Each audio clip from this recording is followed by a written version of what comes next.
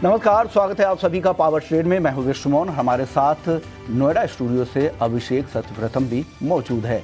चलिए, ये power pact अगला 1 घंटा होगा जहां पर हम बाजार के तमाम बड़े एक्शन, बाजार में आपको किस तरह से आज तैयारी करनी है, क्या बड़े क्यूज है, ग्लोबल क्यूज के अलावा आपके लिए स्टॉक्स न्यूज़ की पूरी लिस्ट, ब्रोकरेज हाउसेस की पूरी रिपोर्ट अगले 1 घंटे में हम सब कुछ आपके सामने रखेंगे और साथ ही हमारे एक्सपर्ट्स आपको बेहतरीन ट्रेडिंग कॉल्स भी देंगे। लेकिन आज घरेलू बाजार के लिहाज से देखिए तो कौन से ऐसे बड़े ट्रिगर है जिन पर आपको ज़रूर नज़र रखनी चाहिए, वो दिखा देते हैं। तो सबसे बड़ा ट्रिगर है ग्लोबल क्यूज, जिसको हम आगे आपको बताएंगे भी कि और क्या क्या क्यूज दिख रहे हैं। लेकिन डाउ को अगर आप देखें तो फ्राइडे के सत्र में यहाँ पर कमजोरी डाउ में, हालांकि नैस्डैक के मुकाबले कम थी, लेकिन गिरावट यहाँ पर भी दिखी थी। टेक शेयरों की वजह से अमेरिकी बाजारों में S&P 500 और नैस्डैक में ज़्यादा गिरावट दिखी थी, बशर्ते दूसरे सेक्टर में कम गिरावट से डाउ में गिरावट थोड़ी कम थी। लेकिन आज गिफ्ट निफ्टी को अगर देखें तो 100 अंक नीचे ट्रेड कर रहा है, यानी ग्लोबल क्यूज आज के लिए अच्छे नहीं दिख रहे हैं। FIIs की जो लगातार बिकवाली चल रही है, ये सबसे बड़ी चिंता है। लगातार देख रहे हैं कि FIIs लगातार बिकवाली कर रहे हैं घरेलू बाजार में और रिकॉर्ड बिकवाली दिख रही है। इसके नंबर भी हम आगे शेयर करेंगे कि अब तक उन्होंने कितनी बिकवाली की है और क्यों वो लगातार बिकवाली कर रहे हैं। ब्रेंट, एक अच्छी खबर ये है, ब्रेंट क्रूड का भाव, क्योंकि हम 85% तक अब पेट्रोलियम प्रोडक्ट्स इंपोर्ट करते हैं और ब्रेंट क्रूड का भाव $61 तक फिसल कर आ चुका है। एक राहत की खबर है घरेलू बाजार के लिहाज से। वोडा आइडिया 4 से 5 साल का ब्याज मुक्त मॉरेटोरियम मिल सकता है कंपनी को, ये हमारे सोर्सेस बता रहे हैं। ये एक बड़ी खबर है वोडा आइडिया के लिए, क्योंकि ब्याज मुक्त मिल रही है, ये एक बड़ी खबर यहाँ से हो सकता है। ये आपको हो सकता है कि ये पहले भी राहत मिल सकती थी, उन्होंने तो पूरा माफ की तैयारी चल रही थी, लेकिन उन्हें सिर्फ मॉरेटोरियम मिला है। लेकिन यहाँ पर ब्याज की अगर बात करें तो 29 से 30% कंपाउंडिंग इंटरेस्ट उन्हें सिर्फ देना पड़ता था। उस लिहाज से ये वोडा आइडिया के लिए बड़ी खबर है। स्विगी 10,000 के QIP कंपनी ने लॉन्च किया था और ये पूरा जुटा भी लिया है, पूरा बेहतरीन रिस्पांस मिला। 80 से ज़्यादा निवेशकों ने बोली लगाई थी और बढ़िया QIP साबित हुआ है कंपनी के लिए। पेटीएम के लिए, पेटीएम ने अपने पेमेंट सर्विसेज बिजनेस में 2250 करोड़ का एडिशनल इन्वेस्टमेंट किया है और ये रकम उन्होंने राइट्स इशू के जरिए जुटाए थे। तो कुछ बड़े फिगर है जिन पर हम आगे भी चर्चा करेंगे और ये बाजार पर आज के दिन असर डाल सकते हैं। लेकिन चलिए, ग्लोबल क्यूज की हम बात कर रहे थे तो ग्लोबल क्यूज कमज़ोर दिख रहे हैं क्योंकि एशिया भी कमज़ोर है। शुक्रवार को अमेरिकी बाजारों में भी कमज़ोर क्लोजिंग हुई थी। अभिषेक के पास चलते हैं और जान लेते हैं कि एक कॉम्प्रिहेंसिव व्यू समझ लेते हैं ग्लोबल मार्केट का। अभिषेक, बताइए आज के ग्लोबल क्यूज को आप किस तरह से रीड कर रहे हैं, किस तरह से देख रहे हैं आप?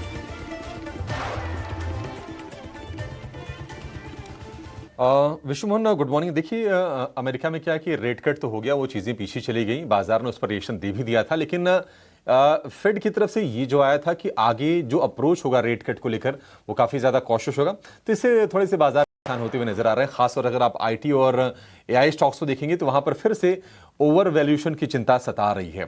शुक्रवार का जो सत्र रहा है, आप देखेंगे कि नैस्डैक करीब 400 अंक टूटा है, डाउ जोन्स में 250 अंकों की गिरावट, S&P 500 में भी हमने 73 अंकों की नरमी देखी। हालांकि फ्यूचर्स में थोड़ी थोड़ी सी रिकवरी आ रही है, लेकिन यह है कि IT स्टॉक्स परेशान रहे। इनवीडिया में हमने 3% से ज्यादा की नरमी देखी, मेटा हो गया, अमेजन हो गया, उन स्टॉक्स में कमजोरी रही।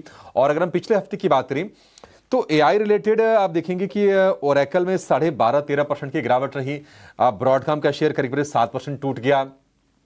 और अगर हम पूरे हफ्ते की बात करें तो डाउ में चूंकि IT का वेटेज उतना ज्यादा नहीं है, इंडस्ट्रियल्स का ज्यादा है, तो डाउ तो 1% ऊपर चढ़ के बंद हुआ, लेकिन नैस्डैक में 0.25% की गिरावट पिछले हफ्ते में रही। तो डाइवर्जन दोनों के दोनों इंडेक्स में हमें साफ देखने को मिला है। और अब ये जो हफ्ता होगा विश्वमोहन, ये डेटा के लिहाज से बहुत ज्यादा क्रूशियल है, क्योंकि कई सारे आर्थिक आंकड़े आएंगे जो डिलेड थे, उनके चलते आंकड़े नहीं आ रहे थे। कल हम देखेंगे कि नॉन फार्म पेरोल के आंकड़े आएंगे, बहुत ही क्रूशियल हैं अमेरिकी इकोनॉमी के लिहाज से। रिटेल बिक्री के आंकड़े आएंगे और इन दोनों आंकड़ों पर US फेड की नजर रहेगी। अगर आगे कमेंट्री चेंज होनी भी है अगर फेड ऑफिसर्स की तरफ से, तो ये आंकड़े बहुत ही इंपॉर्टेंट रहने वाले हैं। इसके अलावा गुरुवार को हम देखेंगे कि नवंबर के कंज्यूमर कॉन्फिडेंस के आंकड़े आएंगे, तो उस पर बाजार की नजर रहने वाली है। तो ये कुछ अहम आंकड़े हैं। हालांकि अगर आप एशिया को आज देखेंगे तो अमेरिकी बाजारों से क्यू लेते हुए चौतरफा आपको कमजोरी का ही माहौल दिखाई देगा। जापान के बाजार निकेई में करीब 600-650 अंकों की गिरावट है। कोरिया की बात करें करीब 1.5% नीचे कोरिया है। हांगकांग में कमजोरी पर शुरुआत हुई है, करीब 225 नीचे हांगकांग आपको दिखाई देगा। और चीन के बाजार में भी नरम शुरुआत है, हल्की सी गिरावट पर वहां पर कारोबार आपको होता हुआ नजर आएगा। गोल्ड के प्राइसेस में थोड़ी सी बाइंग हमने और बढ़ती हुई देखी है, भाव जो है $4,350 के करीब है। यूएस फेड के रेट कट के बाद गोल्ड को सपोर्ट मिला है। और चांदी हालांकि नए रिकॉर्ड पर जाने के बाद थोड़ी सी प्रॉफिट हिकिंग का शिकार हुई है, लेकिन ज्यादा चांदी नीचे नहीं आई है। क्रूड की बात करें, क्रूड भी एक रेंज में है। ओवर सप्लाई को लेकर थोड़े से कंसर्न्स इमर्ज हुए हैं, उसके चलते भाव में हमने थोड़ी सी नरमी देखी है। हालांकि $61.5 के आसपास के प्राइसेस हैं और इसी के आसपास हमने पिछले हफ्ते भाव को घूमते हुए देखा है।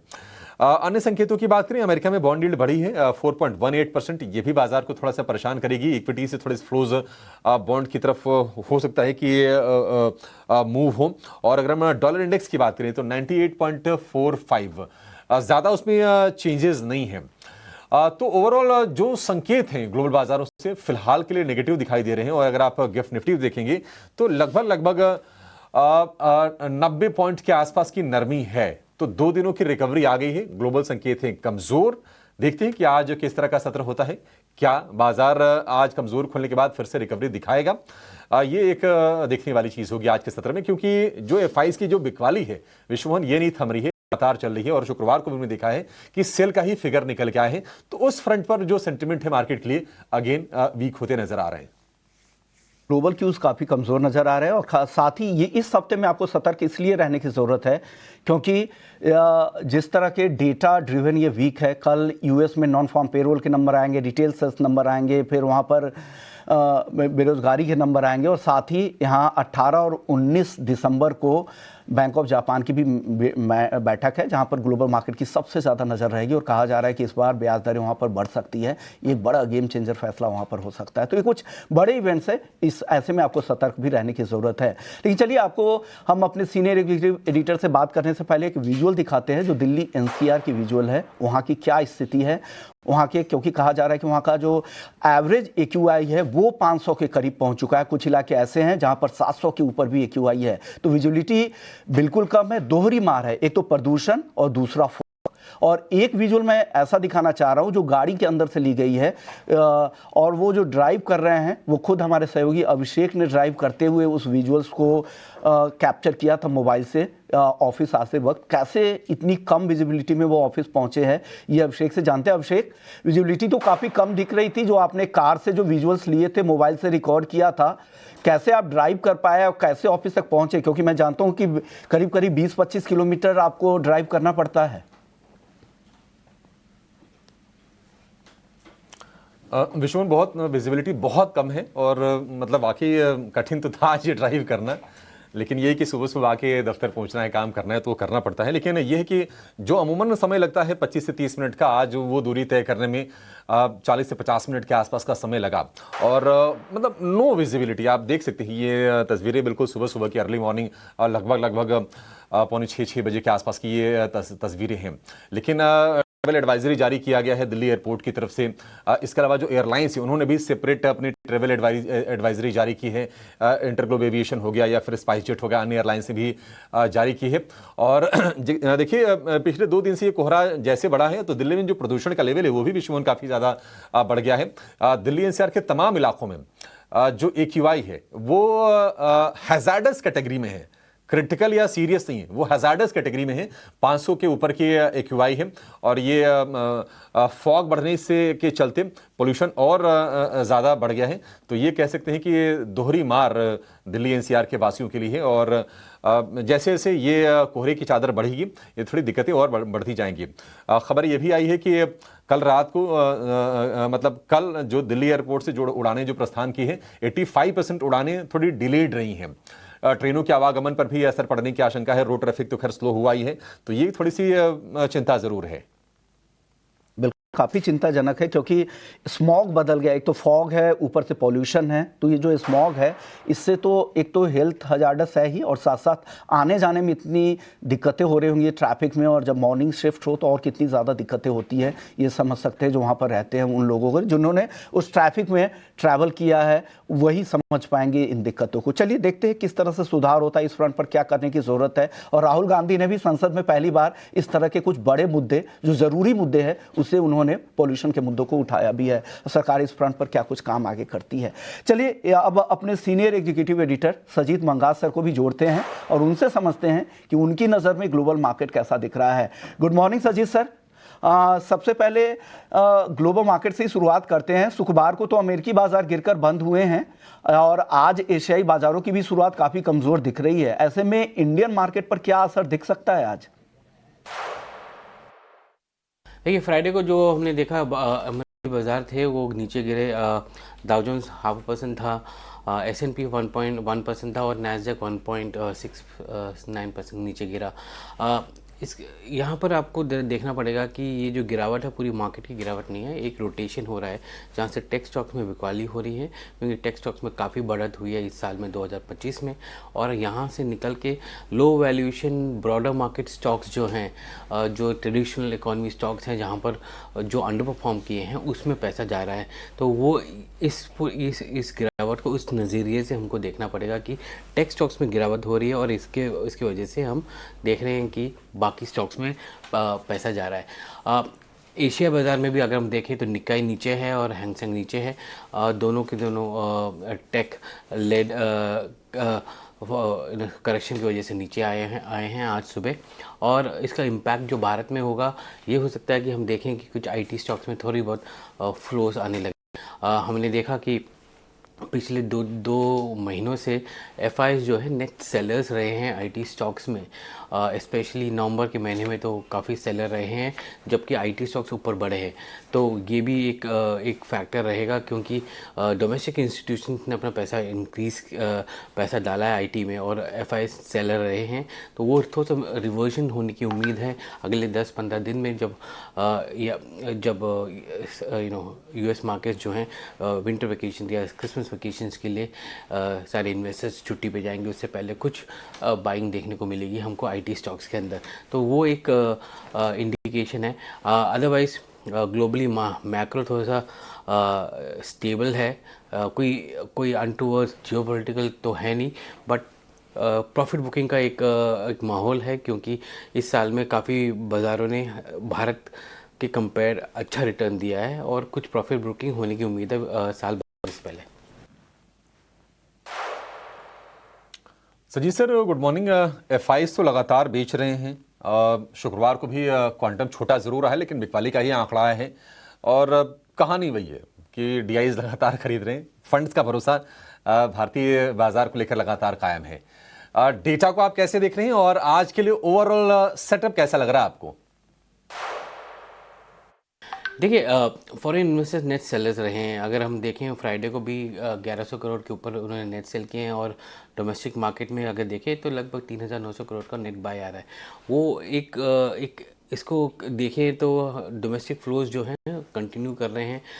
हमने देखा कि मार्केट थोड़े से वॉलेटाइल भी रहे नवंबर के महीने में, उसके बावजूद हमने देखा म्यूचुअल फंड में फ्लोज इंक्रीज़ हुए हैं, नेट इनफ्लोज इंक्रीज़ हुए हैं, फ्लेक्सी कैप फंड्स में फ्लोज इंक्रीज़ हो रहे हैं।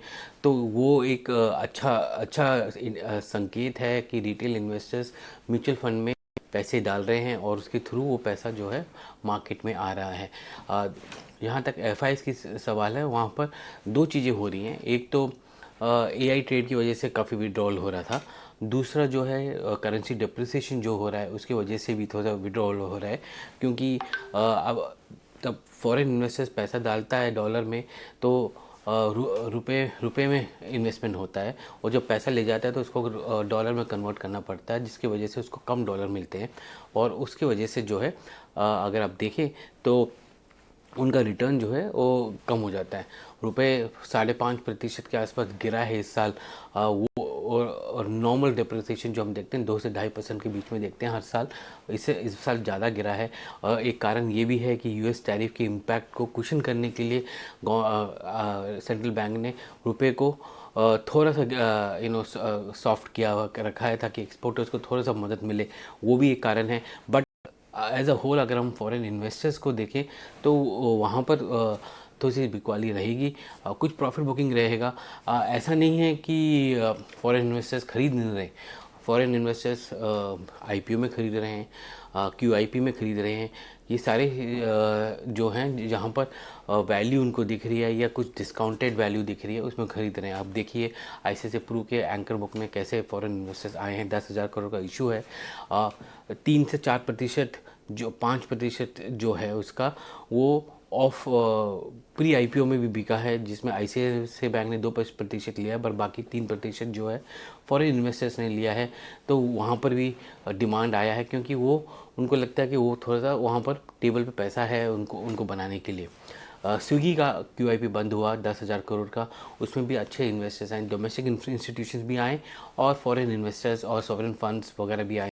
तो वहाँ पर भी उन्होंने लिया, क्योंकि वो स्टॉक का क्यूआईपी प्राइस जो था 3 से 4% नीचे था करंट मार्केट प्राइस से, तो वहाँ पर भी वो आए। तो फॉरेन इन्वेस्टर जो है नए पेपर में आ रहे हैं, पुराने पेपर में प्रॉफिट बुकिंग हो रही है। तो ये दो चीज़ें जो हैं आपको रखना पड़ेगा कि नेट देखेंगे तो अभी भी नेट सेलर्स रहे हैं 2025 में, बट अगर हम सेकेंडरी मार्केट का देखें तो वहाँ पर बिकवाली है। ये एक ट्रेंड है जो हमने पिछले 6 महीने से देखा है कि या एक जगह से पैसा निकल रहा है और दूसरी जगह जा रहा है, और ये रोटेशन जो है सेकेंडरी से प्राइमरी में जा रहा है। ओके। हालांकि ट्रेड फ्रंट पर देखें, ट्रेड डील को लेकर तो काफ़ी पॉजिटिव खबरें भी आई और साथ ही उम्मीद भी की जा रही है। सर, एक सवाल ये होगा कि गुरुवार को और शुक्रवार को 2 दिन की जो रैली थी वो बाजार के लिए काफ़ी रिलीफ था और एक कॉन्फिडेंस रीस्टोर के तौर पे इसे देखना चाहिए क्या? और इफिनेको संकेत को देखते हुए आज निफ्टी और निफ्टी बैंक को लेकर क्या रणनीति रखनी चाहिए? क्या वो तेजी जारी रह सकती है क्या? हमने देखा कि फ्राइडे को पुट राइटिंग देखने को मिली 25,900 और 26,000 में। मार्केट भी जो है निफ्टी जो है 26,000 के ऊपर बंद हुआ। आज का गिफ्ट निफ्टी जो है वो इंडिकेट करता है कि नीचे खुलेगा थोड़ा बहुत, बट मार्केट साइडवेज रहेंगी, कंसोलिडेशन रहेगा। कॉल हमने देखा, कॉल अनवाइंडिंग भी हुई 25,900 में और 26,000 में। अगर हम उसका बैंड देखेंगे, ऑप्शंस का बैंड देखेंगे तो लगभग 26,000 से 26,500 के बीच का बैंड दिखा रहा है, तो एक रेंज बाउंड दिखा रहा है। देखने लायक रहेगा कि आज 26,000 के नीचे बंद होता है या ऊपर बंद होता है। बट हो क्या रहा है कि मार्केट में टाइम करेक्शन हो रहा है और 26,000 के ऊपर जाने जब भी जाता है मार्केट, प्रॉफिट बुकिंग होनी शुरू हो जाती है और उसकी वजह से वो 26,000 के नीचे आता है। पर वो बैंड जो है वो उसी बैंड में ही घूम रहा है। और अगर हम देखें तो आगे कल निफ्टी का एक्सपायरी है, तो थोड़ा बहुत हमको बैंकिंग स्टॉक में थोड़ी सी वॉलेटिलिटी देखने को मिलेगी। इसके तहत और कुछ स्टॉक्स जो इम्पोर्टेंट रहेंगे वो रहेंगे कि आपके इंश्योरेंस कंपनीज रहेंगे, HDFC लाइफ, SBI लाइफ, ये सारे कंपनीज रहेंगे, क्योंकि इंश्योरेंस जो बिल आ रहा है नया उसमें 100% FDI की बात कर रहे हैं, कॉम्पोजिट लाइसेंस की बात कर रहे हैं। LIC अब हेल्थ इंश्योरेंस में घुसना चाहता है, तो ये कॉम्पोजिट लाइसेंस LIC को हेल्थ इंश्योरेंस में घुसने के लिए मदद करेगा। अगर आप देखें तो दूसरा जो बड़ा आया था, न्यूक्लियर बिल की बात हुई है, जहाँ पर प्राइवेट सेक्टर को अलाउ किया जाएगा। आज से पहले सिर्फ पब्लिक सेक्टर या गवर्नमेंट एजेंसीज ही न्यूक्लियर पावर कर सकती थी। तो जो स्मॉल न्यूक्लियर रिएक्टर्स की बात हो रही है उसमें काफ़ी सारे कंपनीज आने की उम्मीद है, जिसमें आपके अदानी होंगे, आपके NTPC होंगे, आप और भी जो नए पावर कंपनीज हैं जो जॉइंट वेंचर छोटे करके नए स्मॉलर न्यूक्लियर पावर स्टेशन बना सकते हैं सिविल यूज़ के लिए, जो वो होंगे। वो एक इम्पॉर्टेंट है। ये ऐसा नहीं है कि कल शुरू हो जाएगा, ये अगले एक ऐसा रिफॉर्म है जो अगले 15-20 साल में ये इवॉल्व होगा, और उसके तहत हम देखेंगे कि काफ़ी इन्वेस्टमेंट्स आएंगी यहाँ पर, और फॉरेन इन्वेस्टमेंट्स भी आएंगी, क्योंकि ये अलाउ करता है फॉरेन इन्वेस्टर्स को भारत में वो मशीनरी बनाने का और बाकी सब। सो वो एक इकोसिस्टम बन रहा है। गवर्नमेंट जो है वो एक तरह से टैरिफ के चलते जितने भी इम्पेडिमेंट्स हैं उसको खोलने की कोशिश कर रही है, ताकि एक्सपोर्टर्स हो या अपने मैन्युफैक्चरर्स हो उनको मदद मिले। तो वो एक चीज़ है जो देखने लायक रहेगा कुछ स्टॉक्स में। और जहाँ तक निफ्टी बैंक का सवाल है, वो 59,500 से 60,000 के बीच में रहेगा वो उसका ट्रेड। और आज थोड़ा सा वॉलेटिलिटी रहेगी आज और कल में, क्योंकि एक्सपायरी है तो वो भी है। हमने देखा कि FIs में शॉर्ट्स ऐड हुए थे 117 करोड़ के, और उसके तहत उसके जो ओपन इंटरेस्ट है वो 28,000 करोड़ के ऊपर चले गए। और हमने बैंक फ्यूचर्स में जो था वो देखा कि शॉर्ट्स 235 करोड़ हुए थे, पर वहाँ पर हमने देखा कि लॉन्ग स्टोरे अनवाइंड हुए हैं क्योंकि ओपन इंटरेस्ट वहाँ पर 5,400 करोड़ हो गया है, लगभग 5600 करोड़ से नीचे गिर के। तो वो एक पोजीशन है, और लॉन्ग पोजीशन जो है वो भी गिरा है, 10% हो गया है, 11 से 10% के आसपास। तो वो भी एक चीज़ है जो देखने को मिलेगी हमको। तो मार्केट जो है एक कंसोलिडेशन मोड में है, करेक्शन रहेगा कुछ स्टॉक्स सेक्टर्स में हमको ख़रीदारी देखने को मिलेगी, बट ओवरऑल अगर हम देखें तो एक रेंज में रहेगा। और हो सकता है कि आज हम 26,000 के ऊपर ना रह पाए, हम नीचे जाएंगे क्योंकि थोड़ा सा प्रेशर आएगा।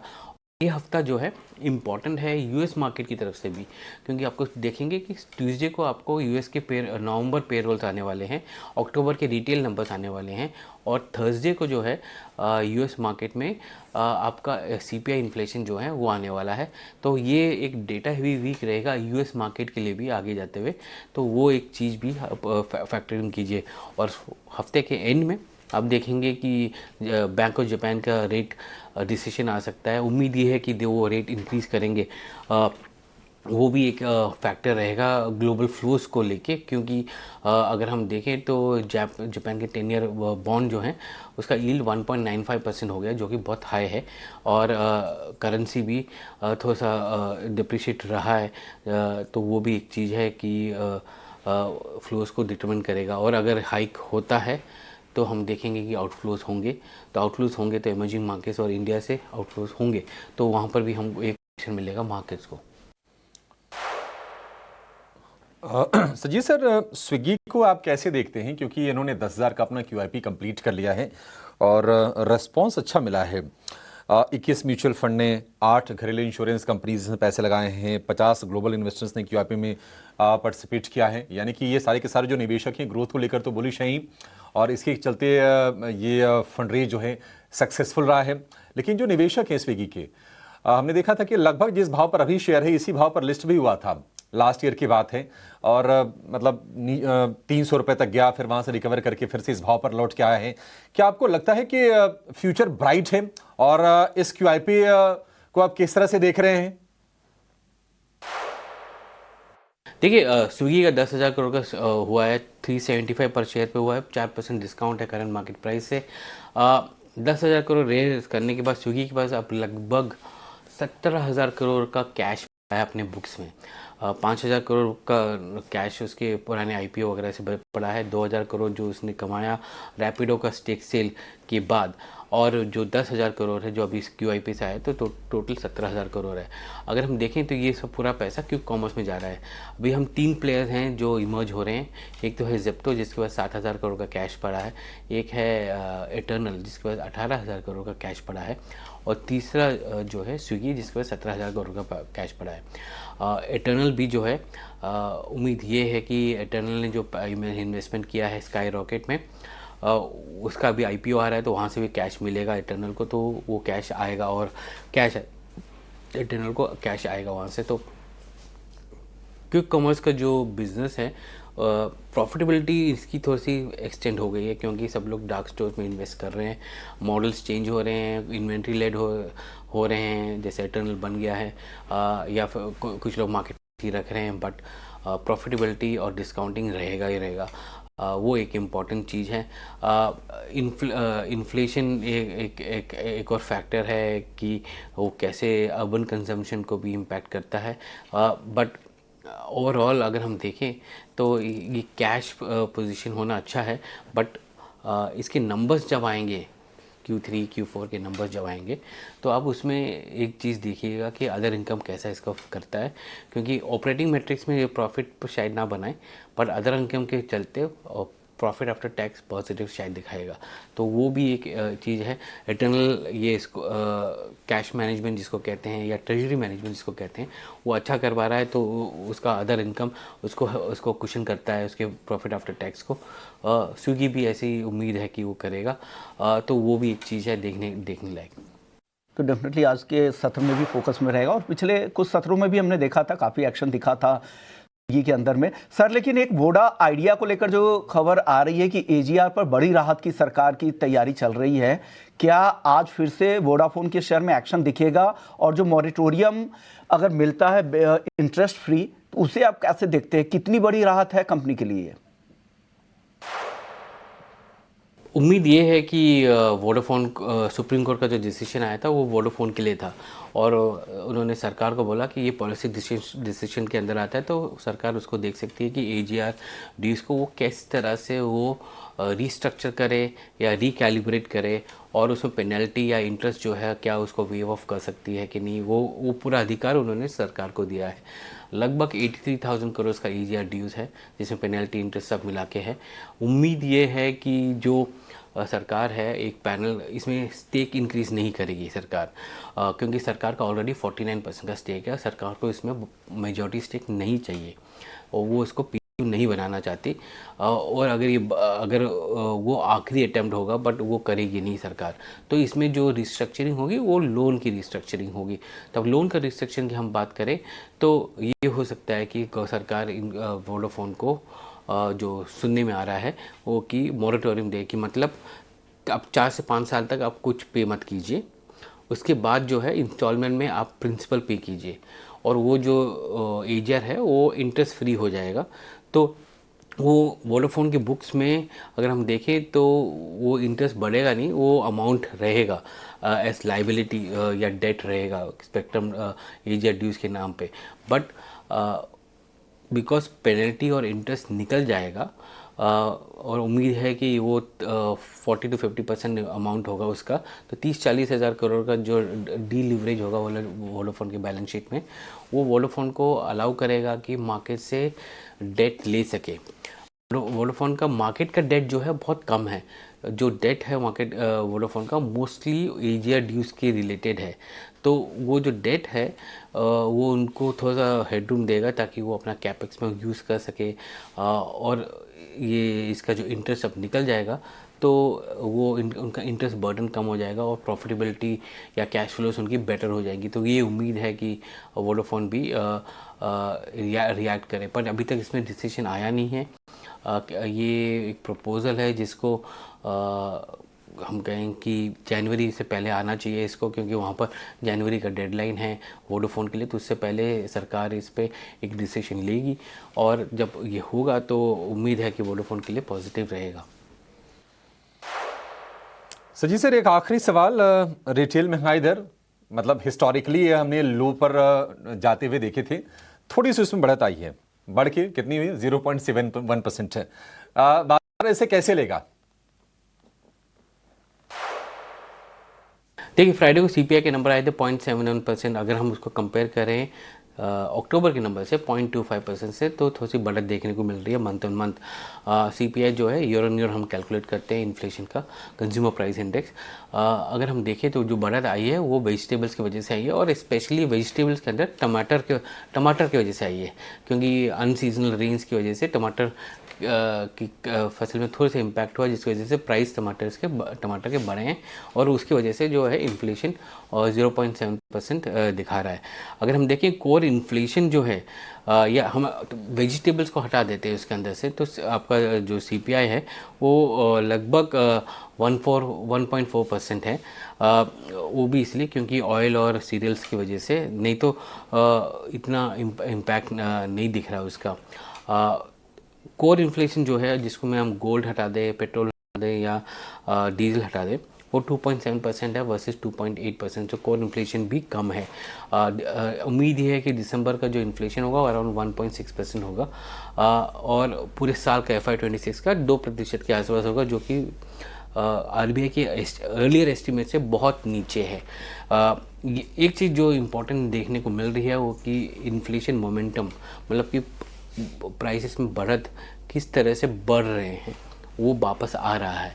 वो उसका मतलब ये है कि जो जीएसटी प्राइस कट का जो इम्पैक्ट था वो पूरा अब्जॉर्ब हो चुका है, और अब जो है अब नॉर्मल प्राइस इंक्रीज़ हो रही हैं, तो वो एक चीज़ हम हमको देखने को मिलेगी कि हमने बोला था कि अक्टूबर में जीएसटी का इम्पैक्ट था जिसकी वजह से गिरा 0.25%, नवंबर में 0.7% आया, पर मोमेंटम जो है वापस आ गया। पहले वो नीचे को गिरा था, अब वापस आ रहा है। तो इसका मतलब है कि अब जो पास थ्रू है जीएसटी का वो बचा नहीं है सिस्टम, तो अब नॉर्मल प्राइस इंक्रीज जो हो रही है वो होने की उम्मीद है। तो वो एक चीज़ है जो देखने लग रहेगा। FY27 का लोगों ने अभी से अनुमान लगाया है कि 4% से नीचे रहेगा इन्फ्लेशन। वो आरबीआई को थोड़ा सा रूम देगा कि फर्दर रेट कट कर सके, बट फरवरी की पॉलिसी में ज़्यादा डेटा आने की उम्मीद नहीं है। एक दिसंबर का डेटा आएगा फरवरी में इन्फ्लेशन का, जो 1.6% के आसपास उम्मीद है। और जो नया सीपीआई जो बन रहा है कॉम्पोजिशन, जो अर्बन कंजम्पशन को भी बताएगा कि कैसे वो अर्बन कंजम्पशन हो रहा है, वो फरवरी में आएगा रेट कट के बाद और ये पॉलिसी के बाद। तो उसका इम्पैक्ट जो है हमको अप्रैल में मिलेगा। वो एक चीज़ है जो हमको देखने को मिलेगी आगे जाके। बट ओवरऑल अगर हम देखें तो हम देखेंगे कि इन्फ्लेशन घटा है सीरियल्स और ऑयल में। इसका मतलब ये है कि आपके सारे जो वेजिटेबल कंपनीज हैं उनका जो वैल्यू ग्रोथ है वो कम हो जाएगा, क्योंकि प्राइसेस कम हुए हैं ऑयल के वहाँ पर। तो वो एक इम्पैक्ट हमको कंपनीज के सेल्स में देखने को मिलेगा आगे जाके। तो वो एक चीज़ है। सीरियल्स में प्राइसेस घटे हैं, तो जो लोग बिस्किट्स बनाते हैं या व्हीट प्रोडक्ट्स बनाते हैं वहाँ पर प्राइसेस कम है, तो उनको कुशन मिलेगा मार्जिन का। तो वो भी एक चीज़ है जो उनको मिलेगा। तो वो इसका जो मैक्रो जो डेटा आया उसका माइक्रो इम्पैक्ट जो है वो कंपनीज़ में देखने को हमको मिलेगा, और उसके तहत कंपनीज़ के शेयर प्राइसेस में भी आगे जाके मूवमेंट आने की उम्मीद है। शुक्रिया सजीत सर, ये पूरी एनालिसिस करने के लिए और बताने के लिए कि आज के लिए बाजार के लिए क्यूज़ क्या है, कौन कौन से ऐसे स्टॉक्स हैं जहां पर नज़र रखनी चाहिए, और साथ ही महंगाई को लेकर भी आपने बता दिया कि उसका क्या इम्पैक्ट आने वाले समय में दिख सकता है। शुक्रिया आपका। चलिए आगे बढ़ते हैं और हमारे दो मेहमानों को भी जोड़ते हैं। हमारे साथ सौमिल मेहता हैं मेरे एसेट खान से, और साथ ही प्रदीप हल्दर हैं, सीईओ हैं पीएचडी कैपिटल के। आप दोनों मेहमानों का बहुत बहुत शुक्रिया। गुड मॉर्निंग आप दोनों को। आज ग्लोबल क्यूज़ को अगर आप देखें तो निगेटिव ही दिख रहे हैं, चाहे वो यूएस की क्लोजिंग हो फ्राइडे को या फिर एशिया की आज जो शुरुआत है वो भी कमज़ोरी दिख रही है, और हमारा गिफ्ट निफ्टी भी निगेटिव जोन में। तो ऐसा लग रहा है कि फ्लैट तो निगेटिव ही, लेकिन गुरुवार और शुक्रवार, स्वामिल आपसे शुरुआत करेंगे। गुरुवार और शुक्रवार की जो तेजी थी उससे क्या बाजार में कॉन्फिडेंस रीस्टोर हुआ होगा, और उस कॉन्फिडेंस के दम पर आज घरेलू बाजार में कुछ तेजी की उम्मीद रखनी चाहिए क्या? Good morning to everyone. Market में व्यू पॉजिटिव है। निफ्टी में अगर आप देखें तो 2 दिन पहले lower end of the Bollinger band on the daily charts और 40 daily moving average 50 daily moving average के आसपास से सपोर्ट लेके फिर से मार्केट में एक नई रैली शुरू हुई है। अब ये जो नई रैली शुरू हुई है, मुझे लगता है कि एक एबीसी में on the daily charts complete होके करेक्शन, यहां से एक अच्छी रैली ऊपर में एक्सपेक्ट कर रहा हूं मैं। और the daily charts, one more thing which is very important, कि हमने 3-4 ट्रेडिंग वीक में जो करेक्शन देखा, छोटा मोटा करेक्शन देखा, वो पूरा करेक्शन एक छोटे से रिट्रेसमेंट में कंप्लीट होते हुए नजर आ रहा है, और यहां से हम थोड़ा और पॉज एक्सपेक्ट कर सकते हैं। लेकिन अब मैं ये एक्सपेक्ट नहीं करूंगा कि 2 दिन पहले का जो लो है, 2 ट्रेडिंग सेशन पहले का जो लो है विच इज 25,693, ये नीचे में बहुत ही क्रूशल है in the very short term, और मैं नहीं समझता हूं कि ये नीचे में टूटेगा। So this will become very crucial. और यहां से जो मेरे टारगेट्स हैं वो 26,328 के आसपास के पहले टारगेट्स हैं, जो प्रीवियस ऑल टाइम हाई है। और दूसरा ऊपर में जो मीडियम टर्म के टारगेट्स हैं वो 26,600-700 के मेरे टारगेट्स हैं in the medium term outlook. So buy on declines की आप स्ट्रैटेजी रखें। आज जो फ्लैट टू नेगेटिव क्लोज हो रहा है उसका जो सपोर्ट रहेगा वो सपोर्ट रहेगा अराउंड 25,900, और दूसरा सपोर्ट रहेगा 40 डेली एक्सपोनेंशियल मूविंग एवरेज पे विच इज 25,820। ये 2 लेवल्स आपको नोट करके रखने हैं and very crucial. Bank Nifty की अगर हम बात करें तो एक पेनेंट पैटर्न बन रहा है, और ये पेनेंट पैटर्न मुझे लगता है कि ऊपर की तरफ टूटेगा। कंसोलिडेशन है, एक रेंज है, लेकिन बैंक निफ्टी में क्रूशियल लेवल्स अगर आप देखें तो 2 दिन पहले का जो लो है दैट इज 58,799 ये लेवल और 40 daily moving average which is 58,490 ये दो लेवल्स बहुत ही क्रूशियल है। मुझे लगता है कि ये जो पेनिन पैटर्न बन रहा है ऑन द बैंक निफ्टी ये ऊपर की तरफ ही टूटेगा थोड़ा सा और कंसोलिडेशन के बाद, लेकिन व्यू पॉजिटिव रहेगा। बाय ऑन डिक्लाइंस की ही स्ट्रेटजी रखनी है और मेरा टारगेट फॉर बैंक निफ्टी 60,500 400 500 के आसपास। ठीक है, निफ्टी पर, बैंक निफ्टी पर सोमिल जी क्या ये व्यू आपके लिए बिल्कुल लेवल्स के साथ, और कहां पर सपोर्ट लेवल्स है वो भी उन्होंने आपको बता दिए हैं। लेकिन चलिए अब दोनों अपने जानकारों से ये जानते हैं कि आज आपके लिए ट्रेड के मौके कहां पर बनेंगे, और उसकी शुरुआत करेंगे हम प्रदीप हल्दर से। प्रदीप जी गुड मॉर्निंग, बताइए आपके ट्रेडिंग आइडियाज आज के सत्र के लिए कौन से होंगे? Hi, good morning and good morning to all of you. And देखिए, before the starting standard disclaimer देना पसंद करूंगा। जितने भी स्टॉक्स को लेके मैं बात कर रहा हूँ, कोई भी स्टॉक्स में मेरा या तो हमारे कंपनी का कोई भी पोजीशन नहीं होता है, no conflict of interest. And ऐसे ही राय हम क्लाइंटों को भी देते हैं, हो सकता है कि उनके पास है, हमारे पास नहीं है। और आज सर फर्स्ट जो मेरा एक स्टॉक रहेगा वो है कोल इंडिया। एंड कोल इंडिया में मुझे लगता है कि अभी 395 बहुत टाइम से हमने देखा कि 394 395 के आसपास ब्रेक नहीं हो पा रहा था। सो अगर आज या तो कल में 395 ब्रेक होता है, उसके इसमें टारगेट रहेगा 420 एंड उसके बाद 465। स्ट्रिक्टली स्टॉप लॉस मेंटेन करने का सलाह रहेगा ऑलमोस्ट 375 के आसपास। ये पोजिशनल कॉल रहेगा और मुझे लगता है कि बहुत ही एक बढ़िया सेटअप हो रहा है कोल इंडिया में। एक कोल सेतु जो है पॉलिसी है गवर्नमेंट की तरफ से, वो भी अप्रूव हुआ है। कहीं ना कहीं नेक्स्ट ईयर तक हमें लगता है कि 50-40% जो कोल का एक्सपोर्ट का वॉल्यूम है वो इंक्रीज होने वाला है। सो कहीं ना कहीं फंडामेंटल लेवल पे एक प्रॉफिटेबल कंपनी है और बहुत टाइम से एक नैरो रेंज के अंदर फंसा हुआ है। बाय करना है एवो ओनली फॉर 395 के ऊपर। सेकेंड मेरा पिक रहेगा एसआरएफ। एसआरएफ चार्ट स्ट्रक्चर बहुत ही बढ़िया है। इनफैक्ट चार्ट को देखेंगे तो कंसोलिडेशन रेंज पे फंसा हुआ था ऑलमोस्ट लास्ट 1.5-2 सालों से। उसके बाद हमने देखा 2800 के ऊपर ब्रेकआउट आया था, 3300 के ऊपर भी चला गया था, उसके बाद फिर से नीचे आया, डबल बॉटम फॉर्मेशन बनाया डेली एंड वीकली चार्ट में, फिर से लास्ट 2 ट्रेडिंग सेशन से पॉजिटिव हो रहा है। सो कहीं ना कहीं चार्ट में एक मोमेंटम आया है और मुझे लगता है कि मोमेंटम कैरी फॉरवर्ड होना चाहिए। फर्स्ट टारगेट जो रहेगा इसमें ऑलमोस्ट 3085 एंड सेकंड टारगेट रहेगा 3260 एंड ऑल टाइम हाई जाने के लिए एसआरएफ रेडी हो रहा है। स्ट्रिक्टली स्टॉप लॉस भी मेंटेन करने का सलाह रहेगा 2924 के आसपास का एक स्टॉप लॉस। ये भी एक स्विंग कॉल रहेगा जी। एसआरएफ भी स्विंग कॉल है, 2924 का स्टॉप लॉस है और 3085 और 3260 रुपए के टारगेट। और दूसरा जो शेयर है वो है कोल इंडिया। आपको याद होगा कि शुक्रवार को कैबिनेट ने कोयले के एक्सपोर्ट को मंजूरी दी थी, क्योंकि जो देश के जो पावर प्लांट्स हैं उनके पास एक्सेस कोल है, सरप्लस ठीक ठाक है। तो ये भी एक ट्रिगर के तौर पर काम कर सकता है शेयर के लिए। 375 रुपए का स्टॉप लॉस होगा, 420-460 रुपए के टारगेट के साथ आप इसको खरीद सकते हैं। सोमेल भाई गुड मॉर्निंग, आपके स्टॉक्स आज के लिए? Good morning. मेरे 2 स्टॉक्स होंगे, एक ऑयल एंड गैस में से और एक मेटल्स। दोनों ही मुझे बहुत पसंद है, दोनों ही सेक्टर मुझे लगता है कि अभी अच्छे मोमेंटम में है। सो पहला स्टॉक होगा बीपीसीएल। बीपीसीएल में एक फ्लैग पैटर्न बना है और यहाँ पर जो फ्लैग पैटर्न बना है वो 40 डेली मूविंग एवरेज और डेली चार्ट्स पे lower end of the Bollinger band से सपोर्ट लेके फिर से एक अच्छी मोमेंटम देखी गई है। आज शायद थोड़ा सा फ्लैट खुल सकता है, लेकिन मुझे लगता है यहाँ से बहुत ही अच्छी रैली देखने मिल सकती है in the very short term, in the medium term. दोनों ही अप ट्रेंड चल रहा है already. Good setup. Stop loss रहेगा 355 पर और टारगेट रहेगा 395। दूसरा कॉल होगा हिंडाल्को। हिंडाल्को में जो बीच में हमने एक करेक्शन देखा था 1 महीने पहले, वो पूरा करेक्शन मुझे लगता है यहाँ पे कंप्लीट हो चुका है और यहाँ से एक नई रैली शुरू हुई है। ये नई रैली में एक ट्रायंगल पैटर्न बना था, एक रनिंग ट्रायंगल पैटर्न बना था, वो ऊपर की तरफ टूटा है। Great setup. मेटल स्टॉक्स वैसे भी बहुत अच्छे लग रहे हैं। स्टॉप लॉस रहेगा 830 एंड टारगेट रहेगा 900 पर। चलो हिंडाल्को 2, स्वामी जी की तरफ से भी 2 कॉल आ गई है।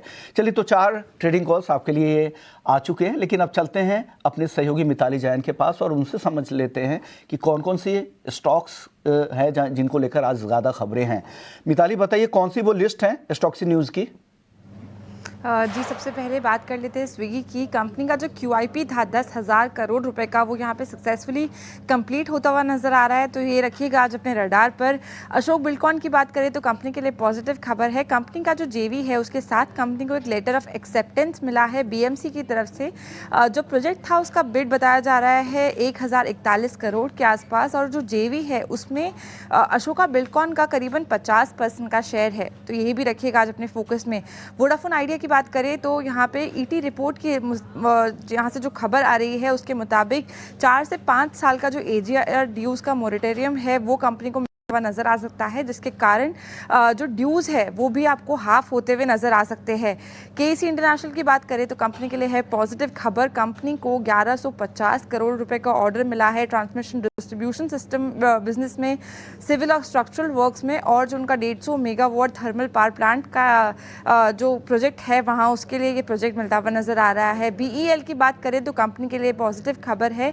कंपनी को 776 करोड़ रुपए के ऑर्डर्स मिले हैं, और जो मेजर ऑर्डर्स मिले हैं वो तमाम indigenous counter unmanned aerial system के लिए मिले हैं, सॉफ्टवेयर डिफाइंड रेडियोस और एंटी ड्रोन सिस्टम्स के लिए प्रोजेक्ट मिलते हुए नजर आए हैं।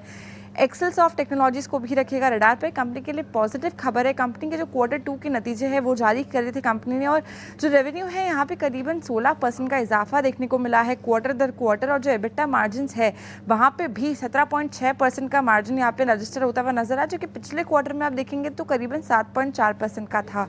NLC इंडिया को भी रखिएगा पे। कंपनी के लिए पॉजिटिव खबर है। NLC इंडिया लिमिटेड को LOA मिला है NRCTC की तरफ से।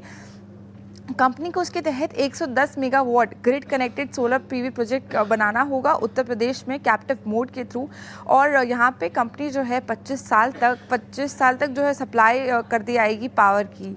एस्ट्रा माइक्रोवेव प्रोडक्ट्स को भी रखिएगा आज अपने रडार पे। कंपनी के लिए पॉजिटिव खबर है। कंपनी को यहाँ पे डोमेस्टिक ऑर्डर मिलता हुआ नजर आ रहा है 124 करोड़ रुपए का उनके JV के थ्रू, जो कि कंपनी है एस्ट्रा राफेल कॉम्सिस प्राइवेट लिमिटेड, उसको मिला है ये ऑर्डर। विप्रो के लिए बात करें तो कंपनी के लिए यहाँ पे पॉजिटिव खबर है। कंपनी ने मिलकर माइक्रोसॉफ्ट के साथ एक 3 साल की स्ट्रैटेजिक पार्टनरशिप करी है फ्रंटियर फर्म्स एंटरप्राइज बनाने के लिए, और जो विप्रो है यहाँ पे 50,000 से ज़्यादा माइक्रोसॉफ्ट को पायलट्स को जो लाइसेंसेस है वो यहाँ पे डिप्लॉय करने वाली है। इसके साथ ही कंपनी ने गूगल क्लाउड के साथ भी एक करार किया है, जहाँ पे वो जेमिनाई एंटरप्राइज AI प्लेटफॉर्म जो है वो सारे ही ग्लोबल ऑपरेशंस के लिए यहाँ पे डिप्लॉय करने वाली है।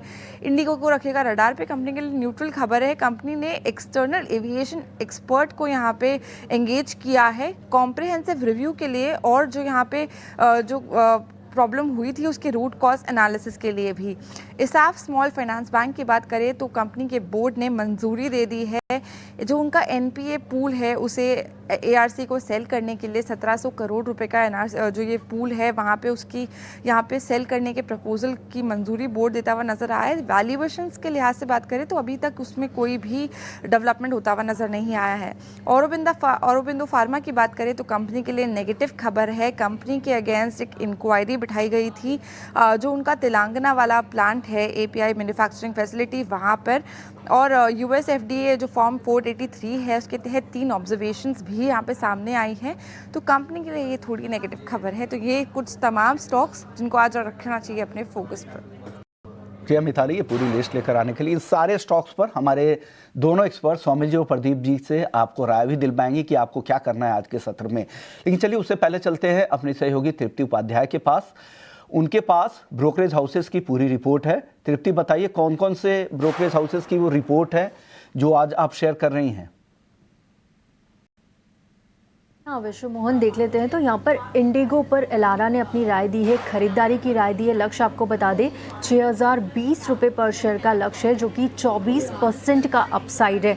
मीडियम टर्म में रिस्क रिवॉर्ड यहाँ पर अट्रैक्टिव है। साथ ही लॉन्ग टर्म की जो स्टोरी है वो भी ग्रोथ स्टोरी मजबूत यहाँ पर नजर आ रही है। पायलट की कमी अस्थायी है, जो कि 2 से 4 क्वार्टर्स में ठीक हो जाएगी। साथ ही जो कैपेसिटी में कमी की है और जो विंटर स्केड्यूल 10% तक कट किया, उससे एयरफेयर को थोड़ा सा सपोर्ट मिलेगा। एकमात्र ऐसी एयरलाइन है जिसके पास अगले 4 से 5 साल में अश्योर्ड एयरक्राफ्ट डिलीवरी है। हर साल 50 एयरक्राफ्ट डिलीवर करेगी। साथ ही मीडियम टर्म लागत आउटलुक यहाँ पर स्थिर नजर आ रहा है। मॉर्गन स्टैनली ने भी इंडिगो पर अपनी राय रखी है। ओवरवेट की रेटिंग इन्होंने दी है, लक्ष्य 6,359 रुपये का दिया है। कंपेंसेशन कॉस्ट है 500 करोड़ रुपए से ज़्यादा की रहने की उम्मीद जता रहे हैं। नियर टर्म में थोड़ा सा देखें तो कमाई कमज़ोर रह सकती है, लेकिन लॉन्ग टर्म स्टोरी यहाँ पर इनको मजबूत नजर आ रही है मॉर्गन स्टैनली को, जिसके चलते इंडिगो पर ओवरवेट की रेटिंग। सिटी ने मारुति सुजुकी पर अपनी राय रखी है। घरेलू ऑटो सेक्टर में मारुति इनकी टॉप पिक है। साथ ही जो लक्ष्य उन्होंने 18,900 रुपये से बढ़ाकर 19,000 का लक्ष्य दिया है। खरीदारी की राय है। वॉल्यूम ग्रोथ को ध्यान में रखते हुए FY 26 से 28 के लिए वॉल्यूम अनुमान 2 से 3% तक मारुति पर बढ़ाया है। hyundai मोटर इंडिया पर सिटी ने अपनी राय दी है। यहाँ पर उन्होंने खरीदारी की राय रखी है। लक्ष्य आपको बता दें घटा दिया है, 2850 से घटाकर 2700 रुपये तक का लक्ष्य इन्होंने रखा है। कमज़ोर वॉल्यूम ग्रोथ के चलते FY 26 से 28 के लिए वॉल्यूम अनुमान 1 से 2% तक कम किया। सिटी ने ल्यूपिन पर अपनी राय दी है। यहाँ पर खरीदारी की राय है, लक्ष्य 2260 रुपये पर शेयर का है। CDMO कंपनी LMS ने स्विस CDMO पॉलीपेप्टाइड्स के साथ करार किया है। पेप्टाइड और GLP-1 सेगमेंट की बड़ी कंपनी है पॉलीपेप्टाइड। मॉर्गन स्टैनली ने KEI इंडस्ट्रीज पर अपनी राय दी है। ओवरवेट की रेटिंग के साथ लक्ष्य 4,793 रुपये पर शेयर का दिया है। घरेलू केबल और वायर की डिमांड यहाँ पर मजबूत नजर आ रही है। Transmission and distribution, infra, oil, gas and segment में मजबूत ग्रोथ इनको आगे के लिए नजर आ रही है। जी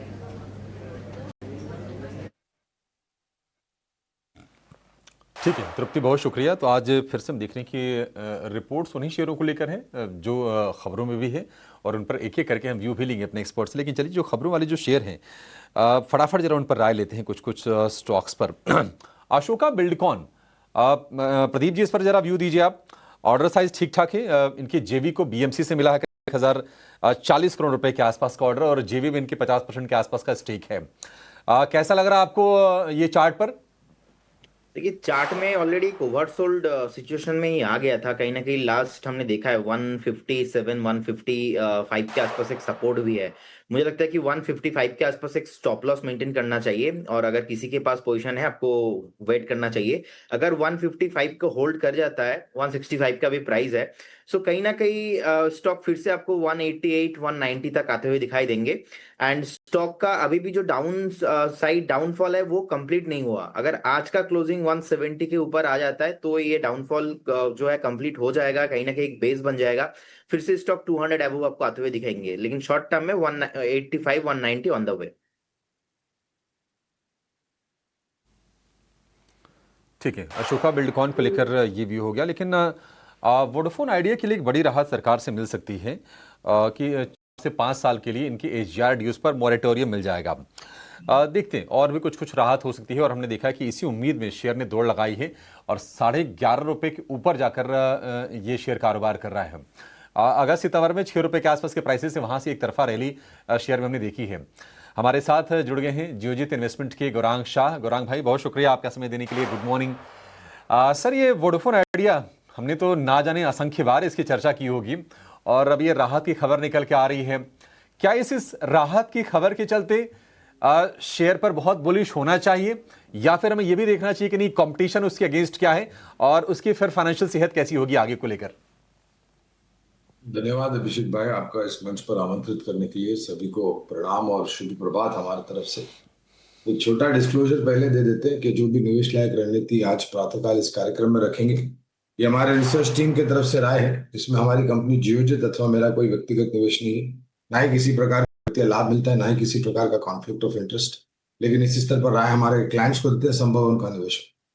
अभिषेक भाई, मैंने बहुत बार वोडाफोन आइडिया को लेकर के टिप्पणी करी है। हालांकि ये भी कहना अनिवार्य होगा कि कवरेज नहीं है बुनियादी तर्क के आधार पर, इसलिए विशेष रूप में तो टिप्पणी नहीं करूंगा, लेकिन अपनी बुद्धिमत्ता का प्रयोग करना चाहिए। अगर चलिए मान लेते हैं अभिषेक भाई कि 5-6 साल की राहत AGR ड्यूज को लेकर के इनको मिल जाती है, अभी तो अनुमानित है कि शायद मिल सकती है, और वो जो शायद शब्द है ना, उस पर थोड़ा वजन देना चाहिए अभिषेक भाई। तो अगर ये मिल भी जाता है तो भी इनके बैलेंस शीट पर डेट बहुत ही ऊपर के मात्रा में है, पहली बात। दूसरी बात, निरंतर उपभोक्ताओं की संख्या कम हो रही है महीने दर महीने। तीसरी बात, टेक्नोलॉजी को लेकर के भी ये थोड़े पिछड़े हुए हैं जब आप तुलना करेंगे भारतीय एयरटेल या जियो टेलीकॉम के साथ। और मैं हमेशा एक बात कहता हूं कि अनुमानित उम्मीदों के ऊपर किसी भी प्रकार का सौदा नहीं करना चाहिए। स्पष्टीकरण आ जाने दीजिए, शब्दावली के बीच में जो शब्द पूछे उसका अर्थ समझकर फिर बाद में आप निवेश करने की मन बनाइए। अनुमानित कभी भी शेयर बाजार में सौदा नहीं करना चाहिए। और जैसे मैंने कहा, वोडाफोन आइडिया पर तो कवरेज नहीं रखता है, इसलिए विशेष रूप में टिप्पणी नहीं, लेकिन इस क्षेत्र में भारतीय एयरटेल और रिलायंस इंडस्ट्रीज, क्योंकि जियो मोबिलिटी का कारोबार रिलायंस बैलेंस शीट के तहत आता है, ये दोनों कंपनी पर निवेश की राय है लंबी अवधि के लिए। ठीक है, ये राय आपके लिए। केसी इंटरनेशनल पर एक जरा व्यू लेना चाहेंगे। हालांकि शेयर में हमने काफ़ी बड़ा फॉल देखा है। अगर आप ईयर टू डेट भी देखेंगे तो 42% ये शेयर आपको नीचे दिखाई देगा। 700 रुपये के आसपास के भाव हैं, जबकि 1250 रुपये का शेयर ये हुआ करता था। 52 वीक हाई ये है इसका। लेकिन एक खबर आई है कि टीएनडी सेगमेंट में, यानी कि ट्रांसमिशन एंड डिस्ट्रीब्यूशन में 1150 करोड़ रुपए का ऑर्डर मिला है और 150 मेगावाट थर्मल पावर प्लांट के लिए कंपनी को ये ऑर्डर मिला है। तो मे बी इस ऑर्डर के चलते थोड़ा सा हो सकता है कि आज शेयर उत्साह देखने को मिले। लेकिन यह है कि हाँ, मामला थोड़ा सा कमजोर ही रहा है और पिछले अगर आप 3-4 सत्र में देखेंगे तो बहुत ही नैरो रेंज में आके इसने क्लोजिंग देखी, सपोर्ट खोजता हुआ दिखाई दिया है केईसी इंटरनेशनल का शेयर। राय सोमिल जी आपकी केईसी पर क्या करना चाहिए? केसी इंटरनेशनल में अगर आप देखें तो for a very long time low top low bottom formation बन रहे हैं, लास्ट 3-4 महीनों से बन रहे हैं। इनफैक्ट सिंस जनवरी 2025 ये स्टॉक स्ट्रगल कर रहा है 200 डेली मूविंग एवरेज के ऊपर जाने के लिए। So clearly low top low bottom formation है in the monthly weekly charts, daily charts as well of course. अगर ये ट्रेंड डाउन है तो यहाँ पर मैं डेफिनेटली सलाह नहीं दूंगा कि यहाँ पे फ्रेश खरीदारी करें। जिसकी पोजीशन है उसके लिए भी एक मीडियम टर्म का स्टॉप लॉस रहेगा अराउंड 626 के आसपास। अगर ये नीचे में टूटता है तो और भी गिरावट देखने मिल सकती है। मेरा व्यू नेगेटिव रहेगा ऑन ऑल टाइम फ्रेम्स। सो 626 के नीचे मुझे लगता है कि ये स्टॉक 550 तक फिसल सकता है। तो clearly down trend, view negative in the medium term short term both. और ऊपर में जो रेजिस्टेंस है वो अराउंड 707 के आसपास पहला रेजिस्टेंस और दूसरा रेजिस्टेंस रहेगा 747। सो स्टे अवे, अवॉइड, ये इस समय अवॉइड है। डाउन ट्रेंड चल रहा है तो निकलने की कोशिश कीजिएगा। यहाँ पे फ्रेश खरीदारी की डेफिनेटली सलाह नहीं है। ठीक है, फ्रेश बाइंग की सलाह नहीं है केईसी इंटरनेशनल को लेकर। और 626 ये इसके 52 वीक के लेवल भी हैं। इसके अगर नीचे गया तो 550 रुपये तक ये शेयर गिर सकता है। 700 रुपये पर एक रेजिस्टेंस है। अवॉइड की सलाह है केईसी इंटरनेशनल को शेयर को लेकर। हालांकि जो ऑर्डर की खबर है वो लग रही है पॉजिटिव। एक काम करते हैं, एक छोटे से ब्रेक के लिए रुकते हैं, लेकिन लिस्ट जो है खबरों की या फिर रिपोर्ट्स की लंबी है, आगे के करके उन पर चर्चा करेंगे। फिलहाल एक छोटा सा ब्रेक।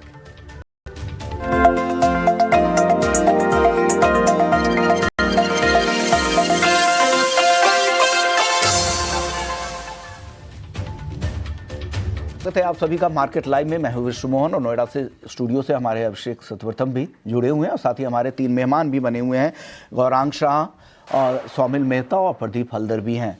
चलिए शुरुआत कर लेते हैं कुछ और स्टॉक्स की जहां पर आज फिर से एक्शन दिख सकता है बाजार खुलने के बाद। स्विगी से शुरुआत करते हैं। स्विगी को लेकर गौरांग सर, आपकी राय क्या बन रही है? कंपनी ने QIP तो सक्सेसफुली काफ़ी अच्छे तरीके से पूरा किया, 10,000 करोड़ कंपनी ने जुटा भी लिया, 80 से ज़्यादा निवेशकों ने हिस्सा लिया था और कुछ नए निवेशक भी अब कंपनी के शेयर होल्डर बन गए हैं। क्या लग रहा है सर, कंपनी के जिस तरह के प्लान्स है, खास करके क्विक कॉमर्स पर उनका फोकस ज़्यादा है। उन्होंने कहा है कि आधी रकम क्विक कॉमर्स पर ही वो खर्च करेंगे, उनके ही नेटवर्क विस्तार पर। क्या लग रहा है सर, कितना यहाँ पर अपॉर्चुनिटीज़ है किसी इन्वेस्टर्स के लिहाज से स्विगी में? विश्वमोहन जी, जब इसका IPO आया था तब हमने IPO नोट द्वारा लंबी अवधि के लिए निवेश की राय दी थी, लेकिन क्विक कॉमर्स में बुनियादी तर्क के आधार पर आज के तारीख में इसकी जो प्रतिस्पर्धी कंपनी है, जिसका नाम पहले जोमैटो हुआ करता था, अब इटरनल के नाम से प्रसिद्ध है। क्षेत्र अच्छा लगता है, लेकिन स्विगी पर बुनियादी तर्क के आधार पर कवरेज नहीं, इसलिए विशेष रूप में टिप्पणी नहीं करूंगा। लेकिन इटरनल हमें ज्यादा पसंद आता है और जिस मात्रा में इटरनल डार्क स्टोर्स और नए शहरों में अपने नक्शे कदम रख रहे हैं, मेरे ख्याल से एक अच्छा खासा नया मार्केट शेयर इटरनल के हाथ में लग सकता है और उसके साथ साथ बड़ी मात्रा में उपभोक्ताओं की संख्या भी जुड़ सकती है। तो क्विक कॉमर्स में हमें इटरनल ज्यादा पसंद आता है। इटर्नल ज़्यादा पसंद आ रहा है, ये आपकी राय है। हालांकि कंपटीशन भी इस सेक्टर में काफ़ी ज़्यादा है। चलिए एक और स्टॉक है 197 कम्युनिकेशंस का। कंपनी ने अपने पेमेंट बिजनेस को और भी बेहतर मजबूत करने के लिए अपनी सब्सिडियरी पेटीएम पेमेंट सर्विसेज में 2250 करोड़ का अतिरिक्त निवेश किया है। स्वामी जी, एक राय 197 कम्युनिकेशंस पर क्या राय बन रही है सर?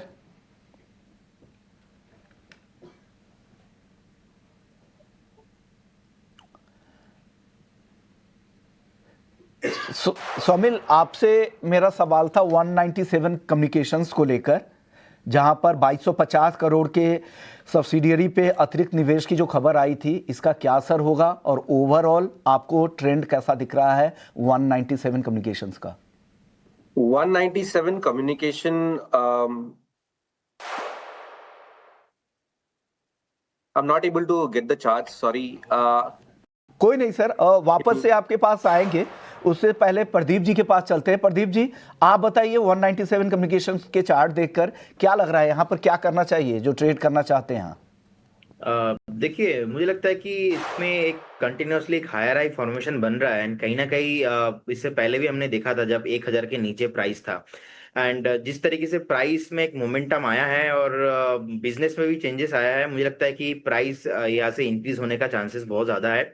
टारगेट रहेगा 1550-1600 के आसपास और मुझे लगता है कि इसका स्टॉप लॉस ऑलमोस्ट 1180 के आसपास होना चाहिए, तो बाय करने का सलाह रहेगा। और जिनके पास पोर्टफोलियो में है अभी बने रहिए, अभी एक अप ट्रेंड में है, अभी और भी ऊपर हम देखेंगे आते हुए जी। आते हुए आपको लग रहा है, देख सकते हैं, ये कहना है प्रदीप जी का। आपके पास पहले से है तो बने रह सकते हैं। चलिए, लेकिन एक खबर आ रही है नीचे की चांदी को लेकर कि चांदी में आज फिर से तेजी है। एमसीएक्स पर चांदी करीब 2500 रुपए की तेजी है। और एक चीज आपको बता दूं कि जो एवरेज ट्रू वैल्यू होती है, जो वॉलेटिलिटी को दर्शाता है, वो काफी ज्यादा है चांदी का। तो चांदी काफी वॉलेटाइल रहेगा, काफी यहाँ पर चंचल कमोडिटीज भी है और दोनों तरह के मूव दिखेंगे। हमने पिछले हफ्ते फ्राइडे को देखा था कि 2 लाख के ऊपर भी चांदी गई और वहां से फिसलकर 1,91,000 तक भी आई। अगर इतनी वॉलेटिलिटी आप झेल सकते हैं तभी चांदी में ट्रेडिंग का मन बना है, नहीं तो चुपचाप इंतजार करें डिप का, फिर वहां पे खरीदारी करें। और आपको वो लेवल्स भी हम आगे बताएंगे अपने कमोडिटीज शो में। लेकिन चांदी में काफी वॉलेटिलिटी है और आज फिर से देखिए 1,95,500। फ्राइडे के सत्र में 10,000 रुपए से ज्यादा का रेंज हमने एक ही दिन में चांदी में दिखा था और ये वॉलेटिलिटी आगे भी जारी रह सकती है। तो आज की शुरुआत कह सकते हैं वापस से तेजी के साथ यहाँ पर हुई है और जो फैक्टर्स है वो ज़्यादातर फैक्टर्स चांदी के फेवर में दिख रहे हैं, चाहे वो इंडस्ट्रियल डिमांड के फैक्टर्स हो, चाहे वो डेफिसिट के फैक्टर्स हो। इस वजह से चांदी काफ़ी ज़्यादा तेज है। लेकिन चलिए, प्री ओपनिंग की शुरुआत में बाजार को अभी सेटल होने देते हैं। बाजार में तो अभी काफ़ी कमजोरी के संकेत दिख रहे हैं, लेकिन उससे पहले आपको बता देते हैं 9 के 9 रत्न, ताकि आप उसके हिसाब से तैयारी कर ले कौन कौन से स्टॉक्स हैं जिन पर आपको खास तौर से फोकस करना चाहिए। तो वो रिफाइंड लिस्ट लेकर आशीषा हमारे साथ मौजूद है। आशीषा, बताइए आज 9 के 9 रत्न क्या हैं? विश्व मोहन, गुड मॉर्निंग। तो 9 के नवरत्न में सबसे पहले बात करेंगे स्विगी की। 10,000 करोड़ का जो उनका QIP था वो अब ख़त्म हो चुका है। कई सारे डोमेस्टिक और फॉरेन इन्वेस्टर्स से अच्छा खासा पार्टिसिपेशन भी यहाँ पर दिखा है। तो इस न्यूज़ के दम पर स्विगी 1% तक की तेज़ी के साथ प्री ओपन में कारोबार करता हुआ। इसके अलावा बात करेंगे अशोका बिल्डकॉन की। कंपनी के एक जॉइंट वेंचर को करीब 1050 करोड़ का ऑर्डर मिला है और कंपनी की करीब 50% हिस्सेदारी इस पर्टिकुलर जॉइंट वेंचर में है। आधे से 1% की तेजी प्री ओपन में अशोका बिल्डकॉन इस स्टॉक में भी निकल कर आई है। इसके अलावा वोडाफोन आइडिया, इकोनॉमिक टाइम्स के सूत्रों के हवालों से एक खबर जहां पर बकाये के लिए 4 से 5 साल का मोरेटोरियम पीरियड संभव है। हालांकि अभी ये सूत्रों के हवालों से खबर है, इकोनॉमिक टाइम्स की रिपोर्ट है, लेकिन फिर भी अगर ये सच होती है तो वोडाफोन आइडिया के लिए बड़ी पॉजिटिव खबर होगी, जिसके चलते स्टॉक आज भी तेजी के साथ कारोबार करता हुआ। इसके अलावा बात करते हैं KEC इंटरनेशनल की। कंपनी को कुछ नए ऑर्डर्स मिले हैं TND बिजनेस में। 1150 करोड़ का ये ऑर्डर है और स्टॉक ऑलरेडी 5% की शानदार तेज़ी प्री ओपन में दिखा रहा है। BEL कंपनी को 280 करोड़ के नए ऑर्डर्स मिले हैं। कई डिफरेंट सेगमेंट्स में ये ऑर्डर्स है। एक्सेल सॉफ्ट टेक्नोलॉजी के कंपनी के नतीजे आए थे जहाँ पर मार्जिन्स में अच्छा खासा एक्सपेंशन दिखा है। रेवेन्यू ग्रोथ 16% का रहा है सीक्वेंशियल बेसिस पर। लेकिन एक्सेल सॉफ्ट के मार्जिन्स काफ़ी अच्छी तरह से एक्सपेंड हुए हैं, तो इस पर भी अपनी नज़र रखें। इसके अलावा बात करते हैं एनएलसी इंडिया की, जहां पर कंपनी ने एनसीआरटीसी के साथ नए प्रोजेक्ट्स मिले हैं कंपनी को। एनएलसी इंडिया की हम बात कर रहे हैं। 110 gigawatt grid connected solar power project का ये ऑर्डर है, तो ये भी पॉजिटिव खबर एनएलसी इंडिया के लिए निकल कर आई है।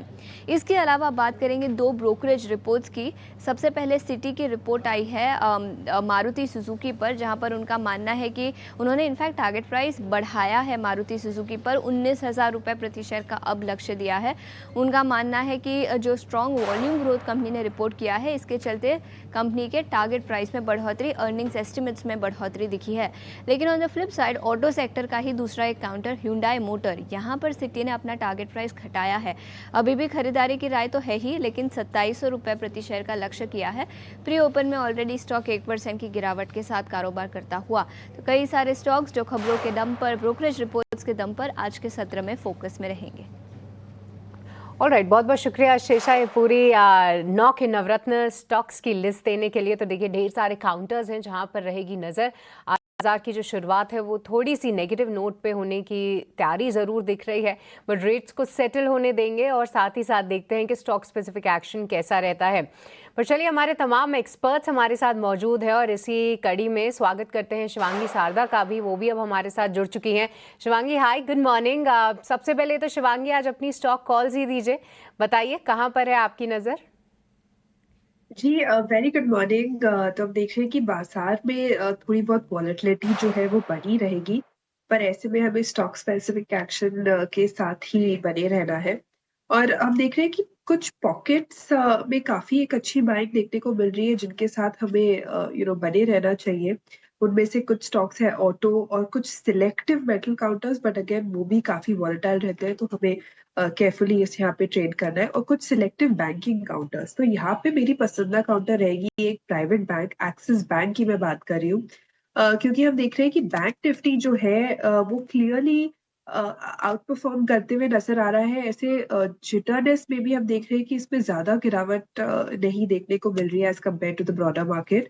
और यहाँ पे Axis Bank one of the strongest counters रहा है अपने स्पेस में, और कंटिन्यूसली हम देख रहे हैं कि इसमें पिछले लगभग 4 महीनों से हायर टॉप हायर बॉटम बनते हुए दिखा है इस स्टॉक में।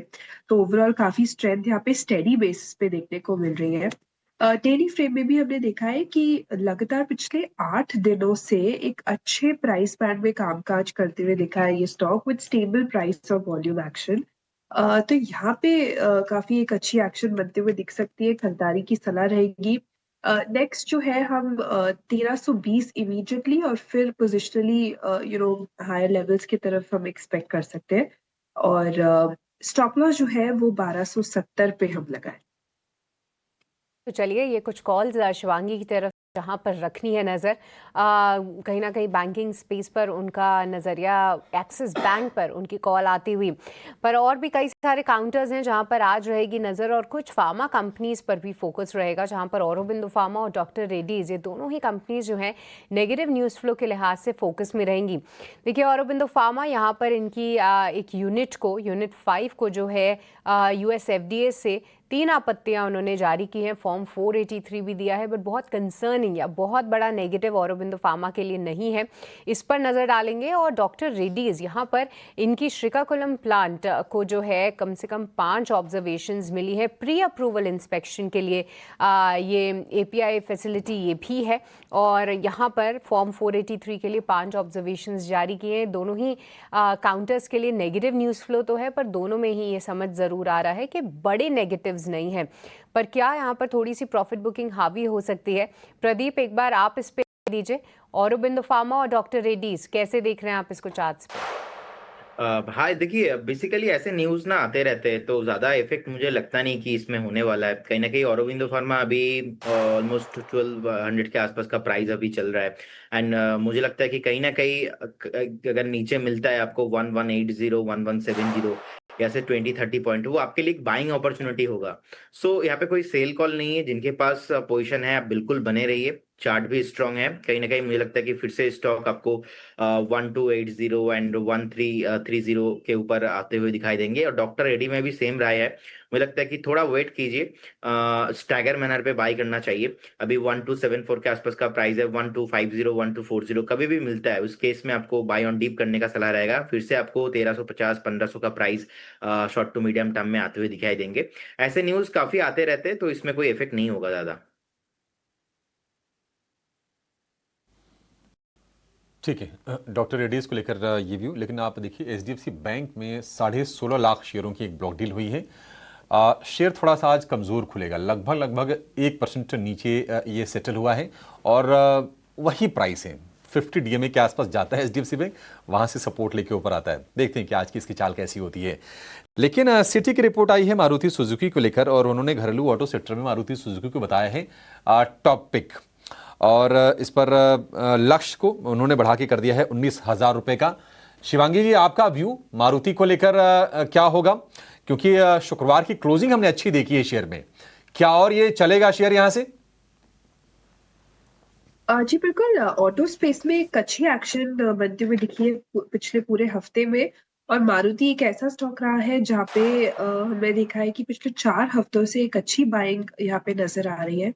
फ्राइडे की सेशन काफी स्ट्रांगली क्लोज हुआ था एक प्राइस वॉल्यूम ब्रेकआउट के बाद, पर हम देख रहे हैं कि मार्केट्स थोड़े बहुत वॉलेटाइल हो रखे हैं, तो हम थोड़ा वेट एंड वॉच कर सकते हैं, हल्के से डिप्स में खरीदारी के मौके ढूंढ सकते हैं, बट ओवरऑल काफी स्ट्रांग है ये काउंटर और इसमें जरूर हमें मौके ढूंढने चाहिए बने रहने के लिए। पोजिशनली अगर हम बात करें तो यहाँ पे जो नेक्स्ट टारगेट्स है वो अराउंड अबाउट 17,350 और फिर 17,500 तक के बन रहे हैं। बट ऑफ कोर्स यहाँ पे हमें स्टॉप लॉस के साथ ही और थोड़े बहुत डिप्स में ही खरीदारी करने, ये मेरी राय रहेगी ऐसे मार्केट में। ठीक है, डिप्स में खरीदारी करने की सलाह है मारुति सुजुकी को लेकर। इंडिगो का शेयर हम देख रहे हैं कि अब संभलने के संकेत दे रहा है और जो ब्रोकरेज रिपोर्ट्स आ रही हैं वो भी काफ़ी पॉजिटिव आ रही हैं। एलारा की रिपोर्ट आई है, 25% अपसाइड के उन्होंने टारगेट दिए हैं 6,020 के। मॉर्गन स्टैनली ने 6,359 रुपये के टारगेट दिए हैं, यानी कि हाइस को क्रॉस करके शेयर और आगे बढ़ेगा। और आज हम देख रहे हैं कि 4,900 रुपये पर ये शेयर खुलेगा। लेकिन गौरांग भाई, एक अपडेट आए हैं इंडिगो की तरफ से कि वो रूट कॉज एनालिसिस के लिए एक्सटर्नल एक्सपर्ट की मदद लेगी कंपनी। अब मुझे तो यही मामला लग रहा है कि सिलेबस मुझे पता है, मैं उसको फॉलो ना करूं और फेल हो जाऊं तो पड़ोसी से पूछूं कि मैं फेल क्यों हुआ। आपकी राय सर इस पर? देर आए दुरुस्त आए, ये पूरा रायता फैलाने की जरूरत ही नहीं थी अभिषेक भाई। हमने पिछले हफ्ते भी 10 दिन पहले भी यही बात करी थी कि ये जानबूझ के इन लोगों ने किया है। पायलट्स को घर पे बिठाया, पायलट्स उड़ान भरने के लिए तैयार थे लेकिन जानबूझ कर घर पे बिठाया है। और फिर अलग अलग मीडिया प्लेटफॉर्म, सोशल मीडिया पे बहुत सारे प्रतिक्रिया हमने पढ़ी। देखिए, मैंने पिछले हफ्ते भी यही कहा था और मैंने ये भी कहा था कि मैंने कठोर निंदा की थी इंटरग्लोब एविएशन के मैनेजमेंट, और मैंने इतना भी कहा था कि केवल इंटरग्लोब एविएशन उनकी मैनेजमेंट कसूरवार या जिम्मेदार नहीं है, डीजीसीए भी उतना ही जिम्मेदार है, क्योंकि वो एक औपचारिक स्तर पर अथॉरिटी होते हुए उन्होंने पहले से ही माप लेना था कि भाई आपने कितने पायलट्स, कितने कर्मचारी अपने पेरोल पे नए लिए हैं, जो उन्होंने नहीं किया।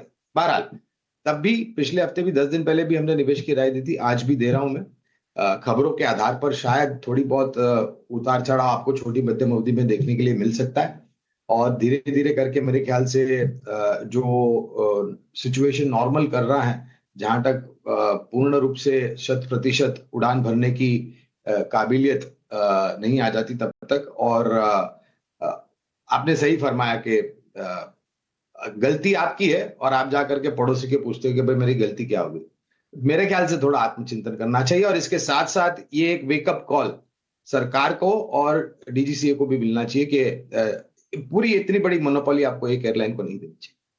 तो जिस तरह के क्योस मचे थे और जिस तरह की दिक्कतें हुई थी, डेफिनेटली इस पर तो सवाल उठता ही और फिर उनको राहत भी मिल जाती है, तो ये तो सवाल उठता है। लेकिन लंबी अवधि के लिए, क्योंकि एक मोनोपोली है इनका, तो उसका फ़ायदा मिलेगा, तो लंबी अवधि के लिए अभी भी निवेश की राय है। चलिए बाजार की ओपनिंग की तरफ बढ़ते हैं। आज बाजार में साफ संकेत दिख रहे हैं कि कमज़ोर ओपनिंग हो रही है। 100 अंकों से ज़्यादा की गिरावट निफ्टी की शुरुआत हो सकती है और 26,000 के नीचे 25,925 के आसपास की शुरुआत होती निफ्टी में दिख रही है। बैंक निफ्टी में भी गिरावट दिख रही है, 340 अंकों के आसपास की, 59,000 के आसपास की शुरुआत बैंक निफ्टी की होती भी दिख रही है। कौन से ऐसे सेक्टर है जो आज बाजार पर सबसे ज़्यादा दबाव बना सकते हैं? तो उसमें बैंकिंग है और रियलिटी है जहाँ पर सबसे ज़्यादा गिरावट भी देखिए नंबर आ गए हैं ओपनिंग के 26,000 के करीब। ज़्यादा गिरावट नहीं लग रही है, करीब 45 अंकों की गिरावट के साथ 26,000 के बेहद करीब निफ्टी की शुरुआत हुई है।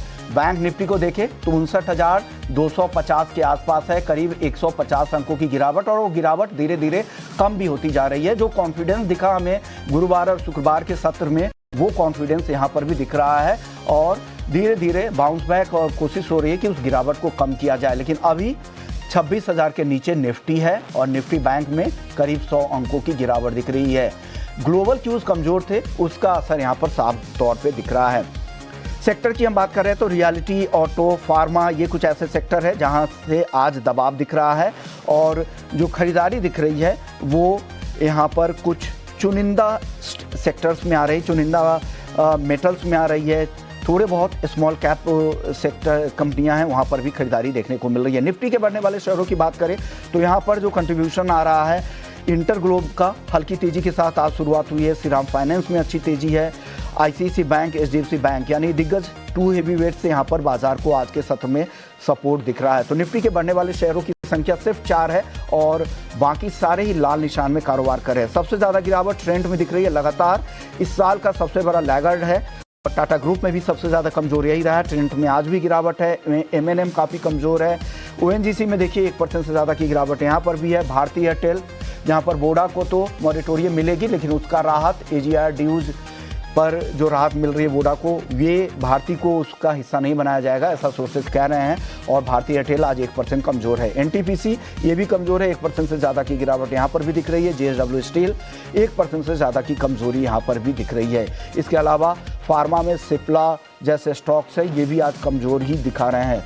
बजाज ट्विंस भी आज कमजोर है, बजाज फिनांस, बजाज फिनसर्व दोनों कमजोरी के साथ ही कारोबार कर रहे हैं। फार्मा में सिप्ला के अलावा सन फार्मा है, यहाँ पर भी आज दबाव दिख रहा है। आज के सत्र में आईटी में भी दबाव है, एचसीएल टेक देखिए, विप्रो देखिए, ये भी आधे से 1% के आसपास की गिरावट दिख रहे हैं। डेरिवेटिव मार्केट के कुछ स्टॉक्स की बात करें जहाँ पर आज काफ़ी अच्छा शुरुआती कारोबार में एडिशंस, लॉन्ग एडिशन देखने को मिले, उसमें इंडस टावर, वोडा को फायदा मिलेगा तो इंडस टावर को भी यहाँ पर दिख रहा है। श्रीराम फाइनेंस में भी अच्छे लॉन्ग पोजीशन ऐड होते हुए दिख रहे हैं। इंडिगो में तेजी के पोजीशन बने हैं। जेएसडब्ल्यू एनर्जी से भी सपोर्ट मिल रहा है। शॉर्ट कवरिंग वाले कैंडिडेट की लिस्ट में आज टाटा एलेक्सी है, आईसीआईसी बैंक है, एचडीएफसी और तो ये 3 ऐसे स्टॉक्स हैं। लेकिन कुछ ऐसे स्टॉक्स जहां पे आज लॉन्ग पोजीशन करते दिख रहे हैं, उसमें Prestige estates, oil India, CG power, ये कुछ ऐसे स्टॉक्स हैं जहां पर आज गिरावट दिख रही है, 1 से 1.5% तक की गिरावट दिख रही है। कुछ ऐसे भी स्टॉक्स हैं जहां पर काफ़ी ज़्यादा शॉर्ट्स बनते शुरुआती कारोबार से ही दिखने शुरू हो गए हैं। इस लिस्ट में आरईसी है, यहाँ पर गिरावट ज़्यादा है, 1.5% से ज़्यादा की गिरावट शुरुआती कारोबार में। नए शॉर्ट्स एडिशंस भी होते हुए दिख रहे हैं। इसके अलावा पीवी फिनटेक है, ओएनजीसी है जो शॉर्ट एडिशंस वाली लिस्ट में शामिल है। ट्रेंट है, जुबिलेंट फूड जैसे काउंटर है जहां पर आज शुरुआती कारोबार में काफ़ी ज़्यादा गिरावट देखने को मिल रही है। तो ये बाजार का पूरा हाल शुरुआती कारोबार में जो दिख रहा है। तो निफ्टी गिरावट थोड़ी और बढ़ी है, 90 अंकों की गिरावट दिख रही है, 25,950 के आसपास फिसलकर निफ्टी आ चुका है। बैंक निफ्टी में 100 अंकों से ज़्यादा की गिरावट दिख रही है। लेकिन चलिए चलते अपने मेहमानों के पास और जान लेते हैं आज के ओपनिंग ट्रेड्स।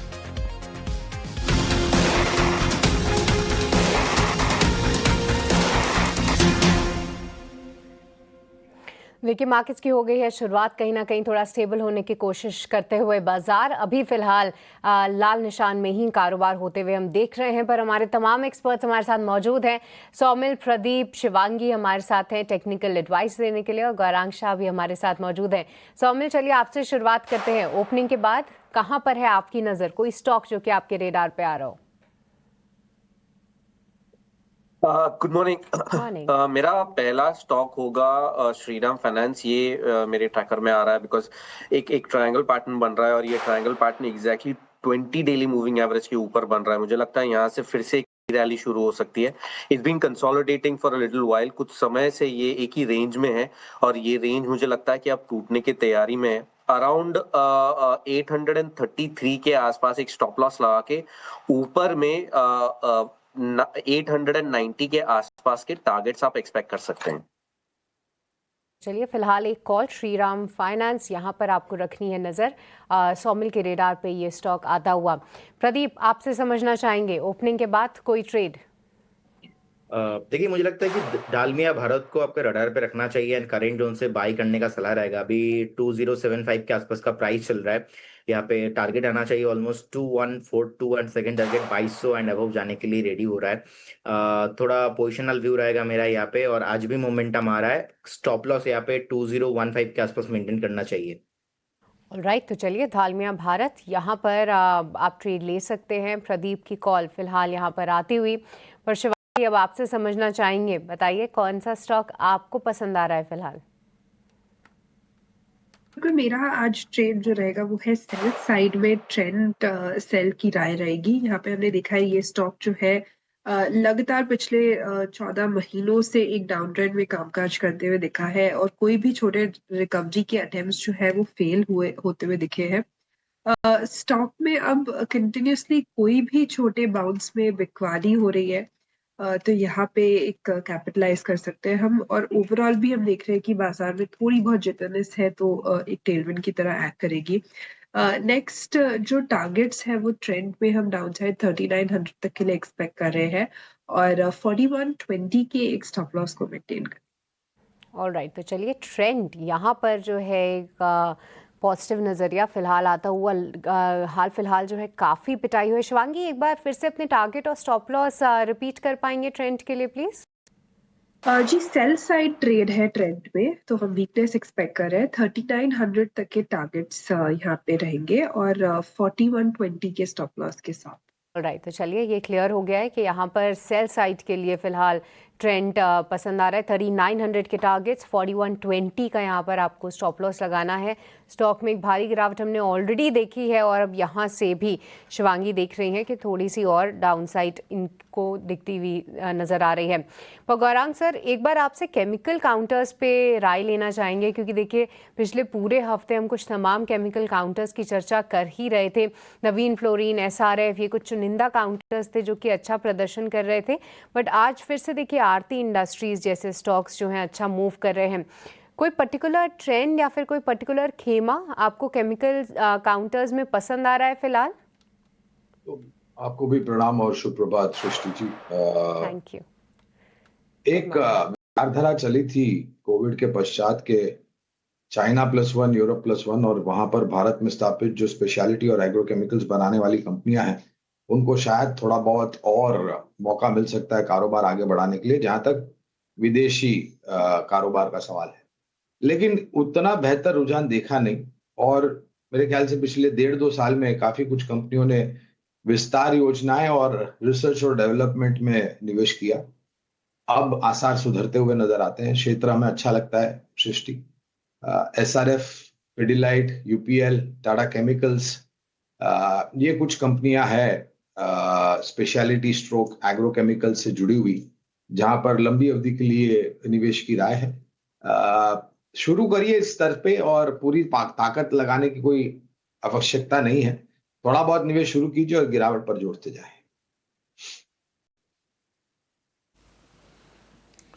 ठीक है, केमिकल कंपनीज पर होगी। इस बीच देखिए जियोजित फाइनेंशियल को लेकर बड़ी खबर आ रही है कि 15% इक्विटी एक्सचेंज हुई है।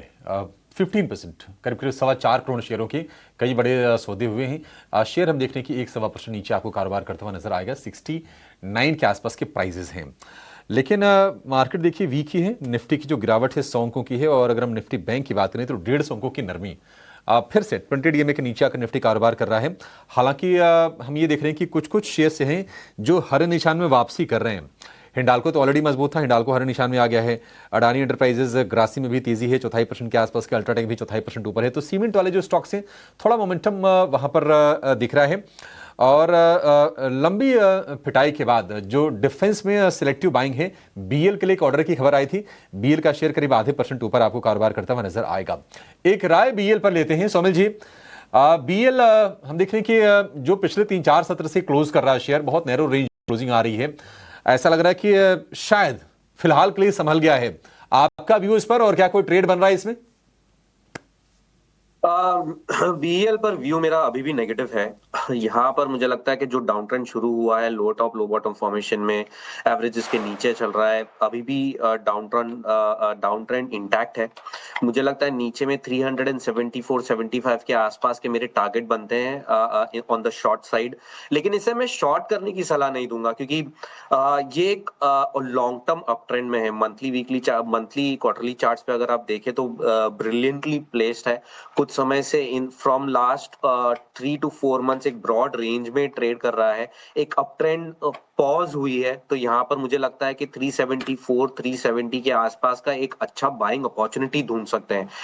रिविजिट करें जब ये अराउंड 370 के आसपास जाए और वहां पे बाइंग अपॉर्चुनिटी शोधने की कोशिश करें। यहाँ पर जो 200 डेली मूविंग एवरेज है दैट इज 374, वो बहुत ही क्रूशल रहेगा ये स्टॉक के लिए। सो लॉन्ग टर्म में अप ट्रेंड में है, लेकिन इस समय अवॉइड करने की कोशिश करें और बाइंग अपॉर्चुनिटी ढूंढने की कोशिश करें लोअर लेवल्स पर। ठीक है, थोड़ा नीचे आए तो फिर कंफर्ट बनेगा। बाजार को एक बार फिर से देखेंगे क्योंकि गिरावट ना थोड़ी सी बढ़ती हुई नजर आ रही है। और बैंकिंग शेयरों की अगर हम बात करें तो निफ्टी बैंक के 12 में से सिर्फ 2 शेयर हरे निशान में हैं और तेजी है 1% से भी कम आईडीएफसी फर्स्ट बैंक और फेडरल बैंक। अदरवाइज आप देखेंगे कि आईसीआईसीआई, एसबीआई ये सारे के सारे कमजोर हैं। एचडीएफसी बैंक हम देख रहे हैं कि आधे % की गिरावट के साथ 996 ये लेवल है, उसके आसपास आपको कारोबार करता हुआ नजर आएगा। तो थोड़ा सा सेंटिमेंट जो है थोड़े से वीक नजर आ रहे हैं बाजार के। लेकिन एक शेयर जो लगातार गिरावट का शिकार हो रहा था, पीवीआर, आज संभलता हुआ दिख रहा है। पीवीआर को अगर आप देखेंगे करीब करीब 4% की तेजी पर कारोबार हो रहा है, 1100 रुपए के आसपास है। इसको लेकर व्यू आपका प्रदीप, पीवीआर क्या आपको लगता है कि अपनी तेजी को सस्टेन कर पाएगा आज जो इसमें बाइंग लौटी है? देखिए अभिषेक जी, मुझे लगता है कि कहीं ना कहीं चार्ट में वीकली पैटर्न अगर हम देखेंगे, एक सपोर्ट है ऑलमोस्ट 1065 एंड 50 के आसपास, और स्टॉक आज बाउंस बैक भी दिखा रहा है। कहीं ना कहीं मेरे को लगता है कि होल्ड करना चाहिए, ट्रेंड कंटिन्यू होगा। लेकिन मेन जो रैली है ये कंटिन्यू होगा 1150 के ऊपर। 1150 के ऊपर सस्टेन होने पे फिर से हमें स्टॉक दिखेंगे 1220-30 एंड नॉन स्टॉप आपको आते हुए दिखाई देंगे। बहुत टाइम से थोड़ा बहुत कंसोलिडेशन एक नैरो रेंज के अंदर फंसा हुआ है। और रिसेंटली जो मूवी आया था तेरे इश्क में एंड धुरंधर, बहुत बढ़िया चल रहा है। सो कहीं ना कहीं मुझे लगता है कि आपके पोर्टफोलियो में लॉन्ग टर्म मीडियम टर्म के लिए रखना चाहिए जी। टर्म के पोर्टफोलियो को रखना चाहिए। तो प्रदीप जी, आपने धुरंधर देखी क्या? काफी बज है मार्केट में और लोग काफी पसंद भी कर रहे हैं मूवी को, उसी का फायदा मिलता दिख रहा है पीवीआर को। हाँ सर, मैंने देख के आया, एक बार नहीं 2 बार। अभी तो मैं मुंबई में ही हूँ, मुंबई में भी देखा, कोलकाता में भी देख के आया। अभिषेक, आपने देखा क्या धुरंधर? अरे प्रदीप जी, यस मैं आपसे ये पूछ रहा हूं कि 2 बार आपने मुंबई में होने ही चलते आपने देख लिया, फिर कोई काम नहीं था तो मूवी देखने आप चले गए? क्या करूं सर, आया हूं तो अच्छा लगा। और धुरंधर में जो डांस है अक्षय खन्ना का, और कहते हैं ना कि 90s वाले हीरो जब जेंजी में आ रहा है 2025 में, वो एक क्रेज है उनका, जो कि मुझे बहुत ही अच्छा लगा। और आप देखेंगे ट्विटर, फेसबुक, हर जगह में ट्रेंडिंग चल रहा है। सो कहीं ना कहीं क्रेज है, देखना चाहिए मुझे लगता है। तो प्रदीप जी, वो गाना कौन सा है जिसपे उन्होंने डांस किया है अक्षय खन्ना ने? मुझे उसका प्रोनाउंसिएशन पता नहीं है, बट म्यूजिक अच्छा लगा। ओके। नहीं, पर 3.5 घंटे की मूवी है वो। देखिए, एक बार तो देखिए मैं भी देख कर आई हूँ, काफी अच्छी लगी मुझे, पर 3.5 घंटे 2 बार निकालना काफी इंस्पायरिंग। पर हमारे बाकी एक्सपर्ट्स भी बताएं कि वो वीकेंड पे क्या धुरंधर देख के आए। गौरांग सर, क्या आपको मौका मिला? क्षमा चाहूंगा सृष्टि, मैं बहुत बड़ा फैन नहीं हूँ फिल्मों का। मुझे ये भी नहीं पता सृष्टि के गौरांग सर खुद ही धुरंधर हैं।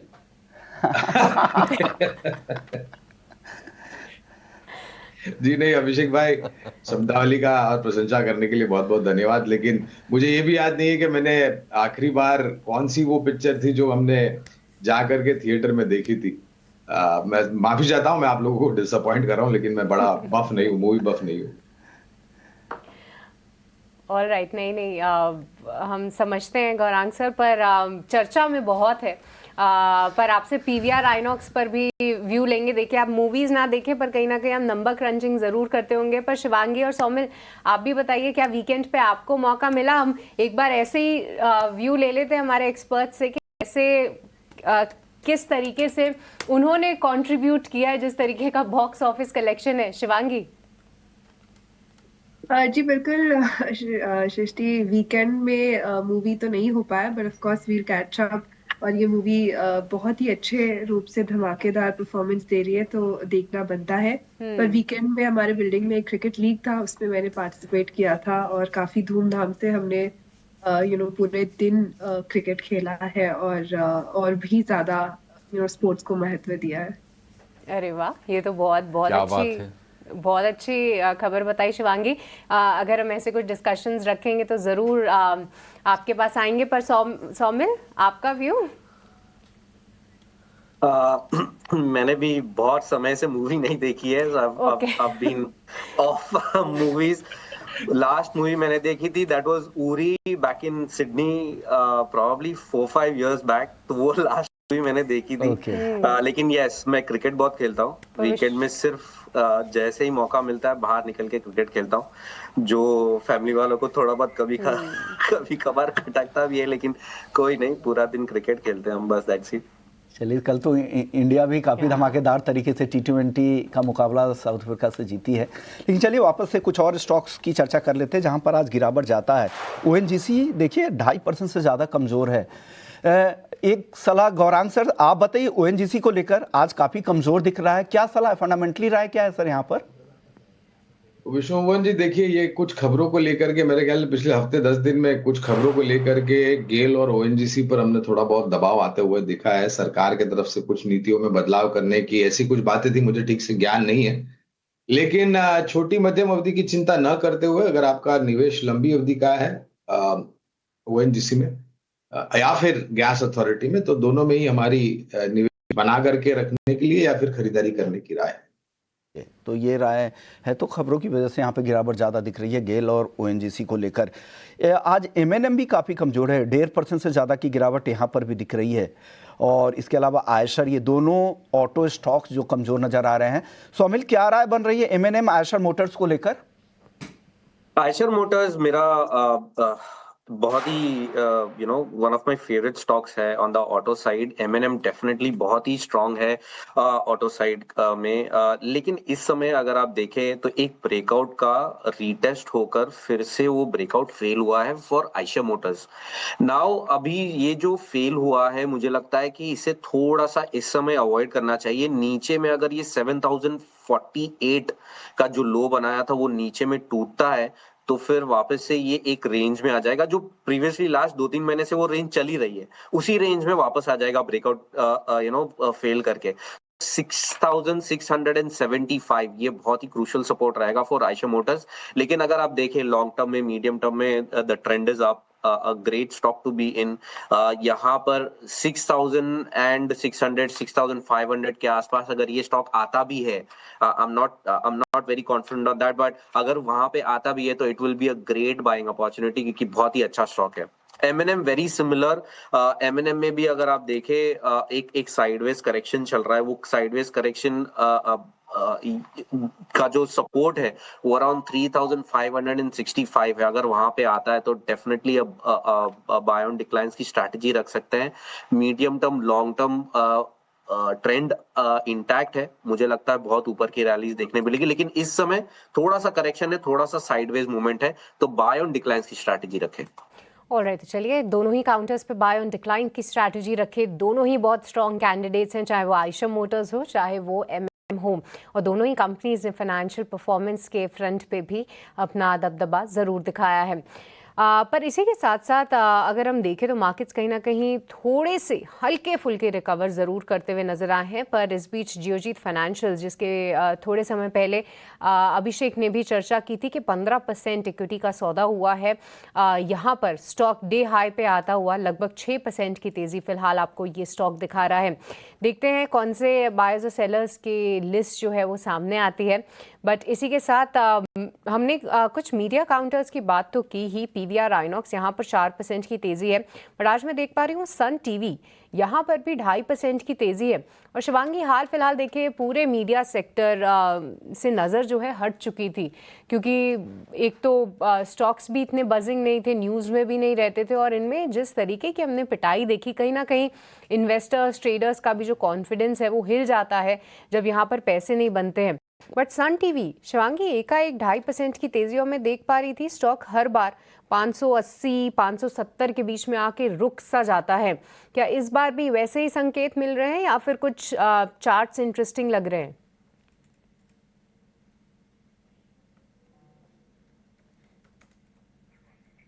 ओके शिवांगी, शायद आपको अपने आप को अनम्यूट करना पड़ेगा। जी सृष्टि, तो हम देख रहे हैं कि सन टीवी में एक 577 का एक रेजिस्टेंस है जो हर बार स्टॉक जो है पिछले लगातार 45 ट्रेडिंग सेशन से निकाल के होल्ड नहीं कर पा रहा है। बट ओवरऑल ये काफी वॉलेटाइल स्टॉक है, वॉल्यूम्स कंपैरेटिवली काफी थिन है यहाँ पे, तो राय रहेगी कि हम स्टॉप लॉसेस के साथ ही यहाँ पे ट्रेड करें। ऑफ कोर्स यहाँ पे एक पॉजिटिव डाइवर्जेंस जरूर दिख रहा है, बट मेरी राय रहेगी 577 के ऊपर अगर ये क्रॉस कर रहा है तब हम यहाँ पे एक फ्रेश बाइंग एंट्री के मौके ढूंढे, क्योंकि ये रेजिस्टेंस जो है वो इंटैक्ट दिख रहा है। तो इस लेवल्स को सरपास करके होल्ड करने की अगर ये ताकत रखता है ये स्टॉक, तभी यहाँ पे हम देखेंगे कि एक अच्छी बाइंग थ्रू देखने को मिलेगी स्टॉक के लिए और नेक्स्ट लेवल प्लानिंग के लिए। ऑल राइट, तो चलिए यहाँ पर सन टीवी, इस पर आपके लिए राय, थोड़ा सा वेट एंड वॉच करें और उसके बाद जो है एक मूवमेंट में काउंटर आ सकता है, तो चलिए इसको रेडार पे रखेंगे। पर इस बीच रुपए में फिर से गिरावट देखने को मिल रही है, रिकॉर्ड निचले स्तर पे रुपया लुढ़कता हुआ नजर आया है। ये फैक्टर को भी क्लोजली ट्रैक ज़रूर करते रहेंगे। पर प्रदीप, क्विकली एक बार आपकी राय एम्बर एंटरप्राइज पर भी दीजिए, क्योंकि यहाँ पर एनालिस्ट मीट हुई थी और कई सारे ब्रोकरेज हाउसेस की रिपोर्ट आई है। खास तौर से अगर मैं मोतीलाल ओसवाल की रिपोर्ट की बात करूं, खरीदारी की राय बरकरार रखते हुए 8,400 से लक्ष्य बढ़ाकर 8,800 के कर दिए हैं। आरएससी सेगमेंट में एक अच्छी ग्रोथ देख रहे हैं और बाकी तमाम सेगमेंट्स में भी अच्छा परफॉर्मेंस रह सकता है। एक बार प्रदीप, आपका चार्ट चेक एम्बर एंटरप्राइज पे।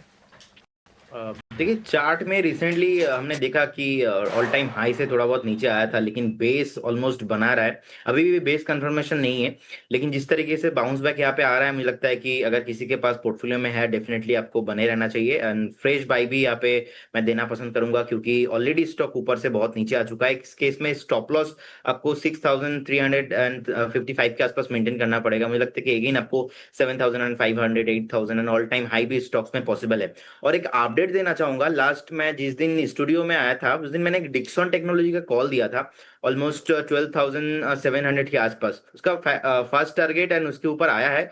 क्योंकि मार्केट नीचे आ रहा है तो एक बार प्रॉफिट बुक करने का भी सलाह रहेगा। और अगर किसी के पास लॉन्ग टर्म के लिए होल्डिंग पे है तो बने रहिए, कोई प्रॉब्लम नहीं, लेकिन वो ट्रेडिंग कॉल था तो टारगेट आया है।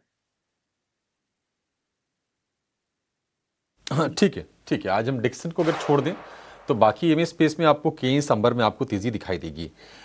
एक शेयर जहां पर हमने देखा था कि हेल्दी लॉन्ग एडिशंस हुए थे जीएमआर एयरपोर्ट में शुक्रवार को, आज मोमेंटम को कंटिन्यू करने की कोशिश कर रहा है। हमने देखे थे कि रिसेंटली ही 52 हफ्ते की ऊंचाई पर शेयर गया था 110 रुपए पर, लेकिन जब इंडिगो के चलते एयरपोर्ट पर अफरा तफरी का माहौल हुआ, एयरपोर्ट ऑपरेशंस भी थोड़े प्रभावित हुए, तो शेयर में हमने थोड़ी प्रॉफिट टेकिंग देखी थी। गौरांग भाई, एक राय आपसे जीएमआर एयरपोर्ट को लेकर, कैसे देखते हैं इसके लॉन्ग टर्म के प्रोस्पेक्ट? क्या अगर किसी का निवेश हो तो बना के रखे? वो तारीख बहुत जल्द करीब आ रही है अभिषेक भाई, जहां पर नवी मुंबई एयरपोर्ट का ऐसे तो उद्घाटन हो गया था और कमर्शियल फ्लाइट्स लैंड नहीं हुई थी, थोड़ी बहुत टेस्ट फ्लाइट्स लैंड होना शुरू हो गई थी, लेकिन जो तारीख मुझे पता है वो करीबन 25 दिसंबर के आसपास मेरे ख्याल से औपचारिक स्तर पर ये शुरू हो जाएगा इनका कामकाज। खरीदारी की राय है जीएमआर एयरपोर्ट्स पर लंबी अवधि के लिए, तो है अगर निवेश तो बने रहे, और अगर किसी को नए सलीके से खरीदारी करनी है तो इस तरह से शुरुआत कीजिए और गिरावट पर जोड़ते जाएं। ठीक है, गिरावट पर खरीदने की सलाह है। गौरांग भाई, बहुत शुक्रिया आपका समय देने के लिए और तमाम स्टॉक्स पर अपने व्यूज आज हमसे शेयर करने के लिए। आज हम देख रहे हैं कि देखिए बाजार वीक है और कोई मतलब करीब करीब 25 मिनट के आसपास समय बीत गया है, कोई ऐसे हमने रिवर्सल के संकेत देखे नहीं। निफ्टी की बात करें तो करीब करीब जो गिरावट है करीब 100-125 अंकों के आसपास की है। निफ्टी बैंक की वीकनेस बढ़ गई है और जो एडवांस डिक्लाइन का रेशियो है वो भी वीक होता नजर आ रहा है। करीब 1650 शेयर कमजोर हैं और 950 शेयरों में हम देख रहे हैं कि बढ़त पर इस वक्त कारोबार होता हुआ आपको नजर आएगा। हालांकि आज कंजम्पशन में थोड़ी थोड़ी सी बाइंग हो रही है। एशियन पेंट्स, HUL, ये शेयर आज आपको ऊपर नजर आएंगे। इसके अलावा हम देख रहे हैं कि ये जो EMS वाले जो शेयर हैं वहां पर हल्की फुल्की बाइंग हो रही है। हालांकि एनर्जी वाला जो पैक है वो थोड़ा सा आपको नरम नजर आएगा। लेकिन ऑटो आप हम देख रहे हैं कि वीकनेस M&M में थोड़ी बड़ी है, 1.5% नीचे आपको ये शेयर नजर आएगा। पिछले 2 दिन में शेयर थोड़ा चल रहा था, आज फिर से इसमें नरमी। 3600 रुपए के आसपास के प्राइसेस हैं। शिवांगी जी, M&M क्या करें, क्या बाय ऑन डिक्लाइंस करें, क्या भी होगा आपका? जी बिल्कुल अभिषेक, M&M की यहाँ पे बात करें हम तो देखा है हमने कि ऑटो स्पेस में एक अच्छी तेजी है देखने को मिली और M&M पर्टिकुलरली वीकली बेसिस पे एक अपवर्ड स्लोपिंग चैनल को मेंटेन करते हुए दिखा है ये स्टॉक और अपने 50 डेमा पे ही अब रिट्रेस करते हुए दिख रहा है। अगर 3600 के लेवल्स को ये होल्ड करते हुए दिखता है तो यहाँ पे एक नई शुरुआत हमें देखने को मिल सकती है, बट फॉलो अप हल्का सा मिसिंग है यहाँ पे। तो 3600 के लेवल्स को क्लोजली वॉच आउट करें एज अ सपोर्ट, क्रूशियल रहेगा ये इमीडिएट बेसिस पे ट्रेंड शिफ्ट के लिए। और अपसाइड जो है फिर 3750 तक के लेवल्स हम यहाँ पे एक्सपेक्ट कर सकते हैं। ठीक है, 3600 के सपोर्ट को आप वॉच करिए, अगर उसको बचा लेता है तो फिर हम रिकवरी इसमें देखेंगे। M&M को लेकर ये व्यू हो गया। लेकिन हमारे in house expert Kunal Bothra हमारे साथ जुड़ गए हैं। कुणाल जी, गुड मॉर्निंग, बहुत शुक्रिया। बताइए बाजार में आपने क्या स्पॉट किया है, अभी क्या खरीदना है या फिर क्या बेचना है? जहाँ धन्यवाद शो पे इनवाइट करने के लिए। इंटरेस्टिंग मार्केट है बिकॉज जहाँ पे हमने फ्राइडे को लेफ्ट ऑफ किया था उसके बाद हम देख रहे हैं कि थोड़ा सा एक रिट्रेसमेंट या एक रिवर्सल वापस से इंडेक्स में आया है, तो उस लिहाज से थोड़ा सा व्यू जो रहेगा इंडेक्स स्पेसिफिक वो रहेगा वेट एंड वॉच का। स्टॉक स्पेसिफिक अगर मैं बात करूँ तो यहाँ पे मैं 2 फ्रेश कॉल्स सजेस्ट करूँगा बाय के लिए। NMDC एक ब्रेकआउट कैंडिडेट बन सकता है शॉर्ट टर्म चार्ट्स पे। हमने देखा था कि फ्राइडे को भी ये स्टॉक ने बढ़िया मोमेंटम दिखाया था, 77-78 के आसपास स्टॉक ट्रेड कर रहा है, तो मैं करंट लेवल से बाय सजेस्ट करूँगा। NMDC पर टारगेट रख सकते हैं 82 का, प्लस यहाँ पे रख सकते हैं 76 का। सेकंड बाय कॉल जो रहेगा वो एशियन पेंट्स पे रहेगा, जो मेरा मानना है कि एक अच्छी शॉर्टिंग या फिर एक सेलिंग अपॉर्चुनिटी के बाद एक वापस एक अच्छे बेस पे आ चुका है। 2700 का एक सपोर्ट लिया है, 2700-2750 का एशियन पेंट्स ने, तो मैं 2750 के स्टॉप लॉस से यहाँ पे सजेस्ट करूँगा एशियन पेंट्स पर बाय। टारगेट रख सकते हैं यहाँ पे 2850 का। तो ये 2 टॉपिक आपकी तरफ से और NMDC और एशियन पेंट्स 2 खरीदारी की राय आ गई कुणाल जी की तरफ से। 2 स्टॉक आज जो काफ़ी यहाँ पे शॉर्ट्स बनते दिख रहे हैं, PFC और REC दोनों कमज़ोर है, करीब करीब 2.25% के आसपास की गिरावट यहाँ पर दिख रही है। एक राय कुणाल जी आप दीजिए PFC REC पर, क्या लग रहा है यहाँ? तो काफ़ी डिसअपॉइंटिंग टाइम रहा है PFC REC के लिए। आई थिंक अगर YTD परफॉर्मेंस भी देखें तो करीबन 30-35% डाउन है ये स्टॉक्स, और मंथली चार्ट्स की बात करें तो ऐसा लग रहा है कि कंसिस्टेंटली ये lower highs and lower lows का पैटर्न बना रहा है। तो यहाँ पे वीकनेस बरकरार बनती हुई नजर आ रही है PFC REC में।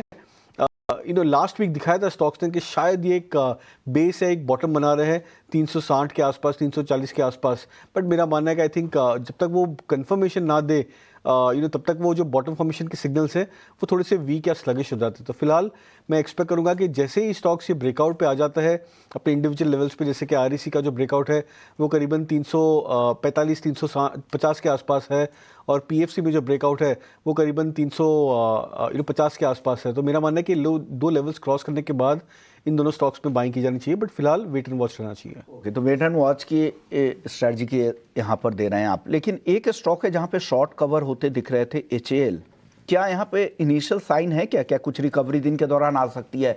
प्रदीप जी, HAL को लेकर आपकी राय क्या है? देखिए, मुझे लगता है कि ये बेसिकली एक वैल्यू कंपनी है, तो यहाँ पे वैल्यू इन्वेस्टिंग या तो थोड़ा बहुत किसी का अगर व्यू है 7 से 8 महीना 1 साल ऐसा व्यू होना चाहिए, या इंटरडे या तो 1-2 दिन के लिए ट्रेड नहीं करना चाहिए। कहीं ना कहीं एक सपोर्ट है 4150 4200 के आसपास, बहुत ही स्ट्रॉन्ग सपोर्ट है। और मुझे लगता है कि स्टॉक अगर हम 6 से 8 महीना टाइम देंगे, फिर से आपको अगेन 5000 एंड 5500 आते हुए दिखाई देंगे। जिस तरीके से डिफेंस में हमने देखा, और विकसित भारत का जो टीम है 2047 डिफेंस कहीं ना कहीं बजट भी है सामने, और लास्ट टाइम भी हमने देखा इंडिया पाकिस्तान वॉर एंड उससे पहले ग्लोबली माहौल ठीक नहीं रहा है। तो इस बार मुझे लगता है कि डिफेंस में भी कुछ अनाउंसमेंट हो सकता है। सो कहीं ना कहीं मुझे लगता है कि स्टॉक को होल्ड रखना चाहिए जिनके पास है। और अभी फ्रेश बाई करने का भी लेवल है, स्टैगर मैनर पे बाई करके जाइए। ओके, तो नई खरीदारी भी कर सकते हैं, जिनके पास है वो होल्ड भी कर सकते हैं। हिंदुस्तान एरोनॉटिक्स HAL को लेकर ये राय है। एक और स्टॉक है जहां पर आज काफ़ी अच्छा एक्शन दिख रहा है, अंबुजा सीमेंट। यहाँ पर भी 1% की तेज़ी है, तेज़ी के सौदे भी बनते दिख रहे हैं। एक सलाह आप शिवांगी, आप बताइए अंबुजा सीमेंट को लेकर आपकी राय क्या है? जी, अंबुजा सीमेंट की यहाँ पे बात करें हम अगर, तो एक ओवरऑल बेसिस पे पिछले 3 दिनों से एक अच्छी रिकवरी देखने को मिली है। बट स्टॉक जो है काफी बीटन डाउन हो रखा था, एंड मंथली बेसिस पे भी हमने देखा है कि 5 महीनों से lower top lower bottom formation बन रहे हैं यहाँ पे। एक लोअर शैडो जरूर बनते हुए दिख रहा है, जो कि एक इंडिकेशन है कि स्ट्रॉन्ग बाउंस बैक है। बट इम्पॉर्टेंट रहेगा स्टॉक के लिए कि ये 560 के लेवल्स को क्रॉस करे और होल्ड करे, जो कि एक इमीडिएट बेसिस पे प्रीवियस स्विंग हाई भी है। तो 560 के ऊपर हम एक अच्छी मोमेंटम एक्सपेक्ट करेंगे। वहां तक के लिए थोड़ा वेट एंड वॉच करें, जल्दबाजी ना करें। ऑलराइट, तो थोड़ा wait and watch Ambuja Cement पे राय आती हुई। बट इस बीच KEC इंटरनेशनल, एक बार इसके बारे में भी चर्चा करते हैं क्योंकि स्टॉक में 3% से आज ज़्यादा की तेज़ी है। वजह साफ है कि कंपनी को एक नया ऑर्डर मिला है इनके T&D कारोबार के लिए, जहां पर ये ऑर्डर की जो वैल्यू बताई जा रही है वो 1150 रुपये है। कुणाल, देखिए आमतौर पे ऐसी न्यूज़ फ्लो पे स्टॉक रिएक्ट तो करता है, बट इस स्टॉक में हाल फिलहाल भारी गिरावट भी हुई है। 700 के आसपास से बाउंस लेकर ऊपर जाने की कोशिश कर रहा है। बट क्या लगता है, क्या यहाँ पर खरीदारी के मौके ढूंढे? जी, आई थिंक इन्वेस्टर्स यहाँ पे अगर जो लॉन्ग टर्म टाइम फ्रेम के हिसाब से अगर ट्रेड कर रहे हैं, तो आई थिंक मेरा मानना है कि एक अच्छा जोन है जहाँ पे KEC जैसे कि क्वालिटी मिड कैप स्टॉक्स को बाय या एक्यूमुलेट किया जाना चाहिए। लॉन्ग टर्म चार्ट्स की बात करें तो 1300 से आसपास करीबन 700 के आसपास आ चुका है स्टॉक, तो लगभग 50% के आसपास करेक्ट कर चुका है लास्ट 12 महीनों में, 14 महीनों में KEC इंटरनेशनल ने। तो उस लिहाज से मुझे ऐसा लग रहा है कि आई थिंक एक अच्छा जोन है जहाँ पे बाइंग की जानी चाहिए। लास्ट टाइम भी आई थिंक मार्च अप्रैल के आसपास में जब बॉटम बना था स्टॉक में 2025, वहाँ पे भी लगभग 700 की मंथली क्लोजिंग को स्टॉक ने होल्ड किया था। तो उस लिहाज से भी ऐसा लग रहा है कि 700 का जो जोन है वो एक स्ट्रॉन्ग सपोर्ट टेरिटरी बन सकता है KEC के लिए। ऑलराइट, तो 700 का जोन जो है एक स्ट्रॉन्ग सपोर्ट बन सकता है और ऐसे क्वालिटी नेम्स को आप इन स्तरों पे ले सकते हैं। ये राय फिलहाल आती हुई KEC इंटरनेशनल पर इस बीच देखिए इंटरग्लोब एविएशन ये अच्छी उड़ान भरता हुआ फिलहाल दिख रहा है। 1.5% से भी ज़्यादा की अब तेज़ी हो गई है। देखिए शुरुआत जो है वो आधे से 1% के बीच में हुई थी और उसके बाद स्टॉक धीरे धीरे करके मोमेंटम पकड़ रहा है और लगातार हमारे तमाम एक्सपर्ट्स ये भी बता रहे हैं, सुबह गौरांग जी से भी बात हो रही थी कि कहीं ना कहीं क्वालिटी नेम है, एक अच्छा मौका है जहां पर आप खरीदारी कर सकते हैं और स्टॉक कहीं ना कहीं कुछ उसी लिहाज से रिएक्ट करता हुआ दिख रहा है। बट आरती इंडस्ट्रीज, इसकी भी हमने चर्चा की थी, ये स्टॉक में एक अच्छा मूव अभी भी सस्टेन्ड है, लगभग 5.5% की तेज़ी यहाँ पर। कुणाल, कोई यहाँ पर व्यू कैसा देख रहे हैं आप आरती इंडस्ट्रीज को चार्ट्स पे? तो लॉन्ग टर्म चार्ट देखें तो बहुत ही ज़्यादा वीक है स्टॉक्स का, बिकॉज 7.5 के आसपास जब इस स्टॉक ने हाई बनाया था 2024 से, उसके बाद लगभग ऑलमोस्ट कंसिस्टेंटली स्टॉक में सेलिंग आई है। लास्ट वीक या 2 वीक पहले भी एक ऐसा एक स्ट्रॉन्ग अपमूव आया था आरती इंडस्ट्रीज़ में, बट उसके बाद हम देखें तो कि स्टॉक में फॉलो थ्रू बिल्कुल भी नहीं था। तो आज का मूव ऐसा लग रहा है कि आई थिंक ये एक सेकेंड राउंड ऑफ अटेम्प्ट है कि स्टॉक में बाइंग और यहाँ से रिसेलेक्टिव मूव आ सकता है। बट जनरली ऐसे स्टॉक्स पे फॉलो थ्रू अगर नहीं आता है तो हम कहते हैं कि ये स्टॉक्स वापस से फिजल डाउन हो जाते हैं मोमेंटम में। तो फिलहाल स्टॉक अट्रैक्टिव लग रहा है, बट मैं 1-2 दिन और वॉच करूंगा। अगर यहाँ से और फॉलो थ्रू मिल जाए या स्टॉक्स अपने गेन्स को ईजिली लूज आउट ना करे तो मेरा मानना है कि आई थिंक अच्छा ट्रेड सेटअप बन सकता है आरती इंडस्ट्रीज के लिए। ऑलराइट, तो अगर ये गेन्स लूज आउट ना करे तब इन आरती इंडस्ट्रीज़ पर आप नज़र ज़रूर रखें। पर जी हाँ, फाइनेंशियल फ्रंट पर भी ये स्टॉक ने काफ़ी निराश किया है, तो उसी को लेकर हम देख सकते हैं कि लगातार ये गिरावट का शिकार ही हुआ है। जो गाइडेंस देते थे उसको मीट नहीं कर पाते थे। तो अब देखिए किस तरीके से नतीजे भी आते हैं। बट इसके अलावा कुछ एक और काउंटर्स जहां पर गिरावट बढ़ती जा रही है वो है ONGC। इसके बारे में भी हमने चर्चा की थी। अब लगभग 3% की कमजोरी यहां पर आप फिलहाल देख सकते हैं। PNB हाउसिंग, ये काउंटर भी फ्राइडे को फोकस में था। नए MD और CEO की नियुक्ति हुई थी जिसका कई समय से इंतजार था कि गिरीश काउस्की के बाद जो है अब कौन इसका कार्यभार संभालेगा, इस पर नज़र ज़रूर लगी हुई थी और उसके बाद 4% की एकाएक तेज़ी भी हमने देखी। पर प्रदीप, किसी को अगर लंबे समय का नज़रिया बनाना हो PNB हाउसिंग पे तो कैसा होना चाहिए वो, आपका क्या व्यू है इस पे? मेरा व्यू इसमें थोड़ा भी अवॉइड करने का सलाह होगा, क्योंकि स्टॉक जब से गिरा उसके बाद अभी भी पूरा रिकवर हो नहीं पाया। कहीं ना कहीं मुझे लगता है कि it will take some time, 2-3 महीना अभी भी लगेगा। अगर किसी के पास ऑलरेडी स्टॉक है तो आप बने रहिए। स्ट्रिक्टली स्टॉप लॉस ऑलमोस्ट आपके यहाँ पे होगा 880 के अराउंड और मेंटेन कीजिए पोजीशन को, लेकिन फ्रेश बाय अभी नहीं करना। फ्रेश बाय करना एटलीस्ट स्टॉक 980 1000 के ऊपर पहले क्लोजिंग हो जाए, क्योंकि वो एक साइकिल लेवल रहेगा जी।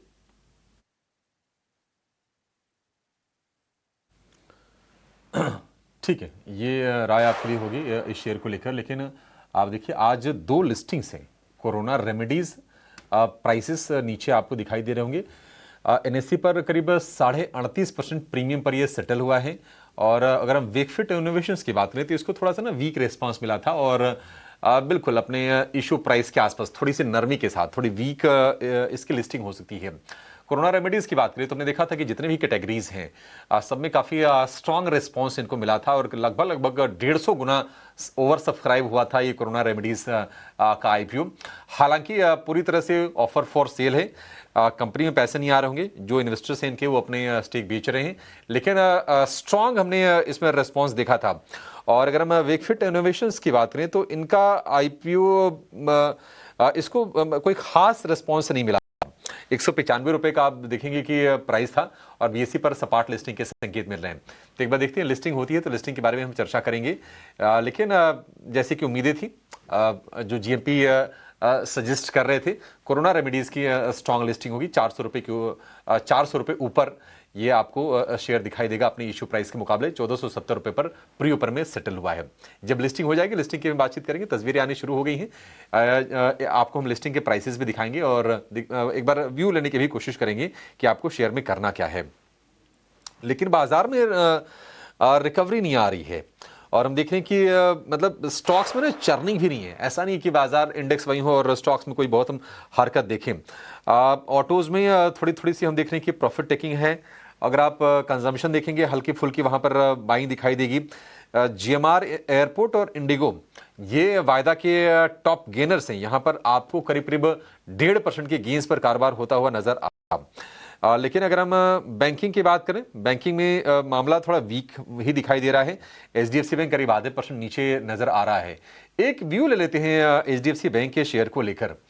प्रदीप जी, काफी लंबा समय हो गया, मतलब रेंज में ही घूम रहा है शेयर। ये 990 के नीचे जब थोड़ा बहुत जाता है या फिर उसके आसपास आता है, बाइंग आती है, वो जाके मोमेंटम 1010 1015 तक खत्म हो जाता है। क्या करें HDFC बैंक में? देखिए, बहुत ही प्रोमिनेंट बैंक है अभिषेक जी, और मुझे लगता है कि प्राइवेट में इंडिया में नंबर 1 बैंक है। तो अगर किसी के पास लॉन्ग टर्म के निवेशक आप हो तो डेफिनेटली आप बने रहिए, मीडियम टर्म के लिए भी बने रहिए। कभी भी अगर 975 970 के आसपास आता है तो आपको बाय ऑन डीप करने का सलाह रहेगा, एवरेज करने का भी सलाह रहेगा। मुझे लगता है कि अगर स्टॉक 1020 इसके ऊपर सस्टेन करता है, फिर से आपको 1100 1150 तक आते हुए दिखाई देंगे। थोड़ा व्यू यहाँ पे लंबा रखना चाहिए। At least you need to wait 6 to 8 month, आपको मिनिमम वेट करना चाहिए और बने रहने का सलाह होगा। और फ्रेश बाई अगर नीचे आता है तो कीजिए। ठीक है, फ्रेश बाइंग अगर नीचे आता है तो फिर करना है। लंबी अवधि में तो खैर किसी के मन में शक ही नहीं होगा HDFC बैंक की स्थिति को लेकर, और हमारे एक्सपर्ट का व्यू भी यही है कि आप निवेशित रहिए इसमें बिना किसी टेंशन के। लेकिन सरकारी कंपनीज में हल्की फुल्की आज हम बाइंग देख रहे हैं। एक राय जरा NBCC को लेकर लेते हैं, क्योंकि NBCC हम देख रहे हैं कि डे हाई पर है और लगातार तीसरे सत्र में हम इसमें बाइंग देख रहे हैं। हालांकि ये भी एक रेंज वाला ही शेयर है, लेकिन हाल फिलहाल ऑर्डर की कुछ खबर आई थी, इसके चलते शेयर को सपोर्ट मिला है। प्रदीप, NBCC आपको लगता है कि जो बाइंग मोमेंटम में भी है ये आगे कंटिन्यू रहेगा, और क्या नया ट्रेड करने के लिए भी ठीक है शेयर ये? डेफिनेटली अभिषेक जी, मुझे लगता है कि कहीं ना कहीं ये ट्रेंड कंटिन्यू होना चाहिए। एंड आप देखेंगे 103 102 के आसपास एक स्ट्रॉन्ग सपोर्ट है, और रिसेंटली स्टॉक एक बार नीचे आया भी था, वहां से सपोर्ट लेके फिर से ऊपर जाने के लिए रेडी हो रहा है। लेकिन अगर आपने ऑलरेडी इन्वेस्ट किया तो ठीक है, आप बने रहिए, लेकिन फ्रेश बाय अभी नहीं करना। आप देखेंगे फरवरी मंथ से अभी भी स्टॉक ने 128 129 के लेवल क्रॉस नहीं किया। इनफैक्ट हमारा कवरेज में भी स्टॉक है, और मैंने बहुत बार डिस्कशन किया भी है लास्ट 6 महीने में कि अगर स्टॉक 130 इसके ऊपर क्लोजिंग मिलता है, एक वीकली क्लोजिंग मुझे चाहिए, देन स्टॉक आपको 200 एंड 220 आते हुए दिखाई देंगे। एंड फंडामेंटली भी बहुत स्ट्रॉन्ग है। रिसेंटली ऑर्डर बुक का भी अनाउंसमेंट हुआ था, और बीच बीच में अनाउंसमेंट होता ही रहता है, लेकिन स्टॉक कहीं ना कहीं एक कंसोलिडेशन रेंज के अंदर फंसा हुआ है। तो अगर आप बाई करेंगे अभी, तो हो सकता है कि आपको 3-4 महीना और वेट करना पड़े। तो इसीलिए वेट कीजिए 129 130 इसके ऊपर क्लोजिंग पे आपको अगेन स्टॉक 200 एंड 220 तक इजीली आपको मिलेंगे। तो मुझे लगता है कि उसके ऊपर ही आपको बाई करना चाहिए।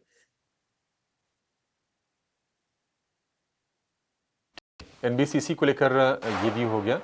साल भर में देखेंगे तो 21% ऊपर, हालांकि ये रेंज में ही रहा है। देखते हैं कि कितना मोमेंटम ये सस्टेन करता है इसमें आगे। लेकिन प्रदीप जी, शुक्रिया आपका आज समय देने के लिए, और हमारे साथ शो में जुड़ के तमाम स्टॉक्स को लेकर अपनी व्यू हमसे शेयर करने को लेकर। मार्केट वीक ही 100 अंकों की जो गिरावट हुई उसमें 10-20 पॉइंट इधर उधर हो रहे हैं, अदरवाइज स्टेबल हैं। यहां से फर्दर फॉल हम नहीं देख रहे। 25,900 के आसपास एक बढ़िया सपोर्ट निफ्टी आपको लेता हुआ दिखाई देगा, और निफ्टी बैंक 59,150 के आसपास है। निफ्टी बैंक एक रेंज में रहा है, 59,000 से लेकर 59,500 एक रेंज डिफाइंड है। इसके ऊपर इसके उधर उधर हम मूव फिलहाल देख नहीं रहे हैं। एक काम करते हैं, एक छोटा सा ब्रेक लेते हैं। ब्रेक के बाद हम 10 का बाजार की शुरुआत करेंगे हेडलाइंस के साथ, और जो लिस्टिंग्स होने वाले हैं बिग फिट इनोवेशंस और कोरोना रेमेडीज, उस पर भी नजर डालेंगे कि किस तरह की लिस्टिंग होती है। हालांकि प्री ओपन में जो लेवल सेटल हुए हैं उससे अंदाजा आपको लग गया है, लेकिन लिस्टिंग के बाद किस तरह की चाल होती है वो बड़े इंटरेस्टिंग होगा देखना।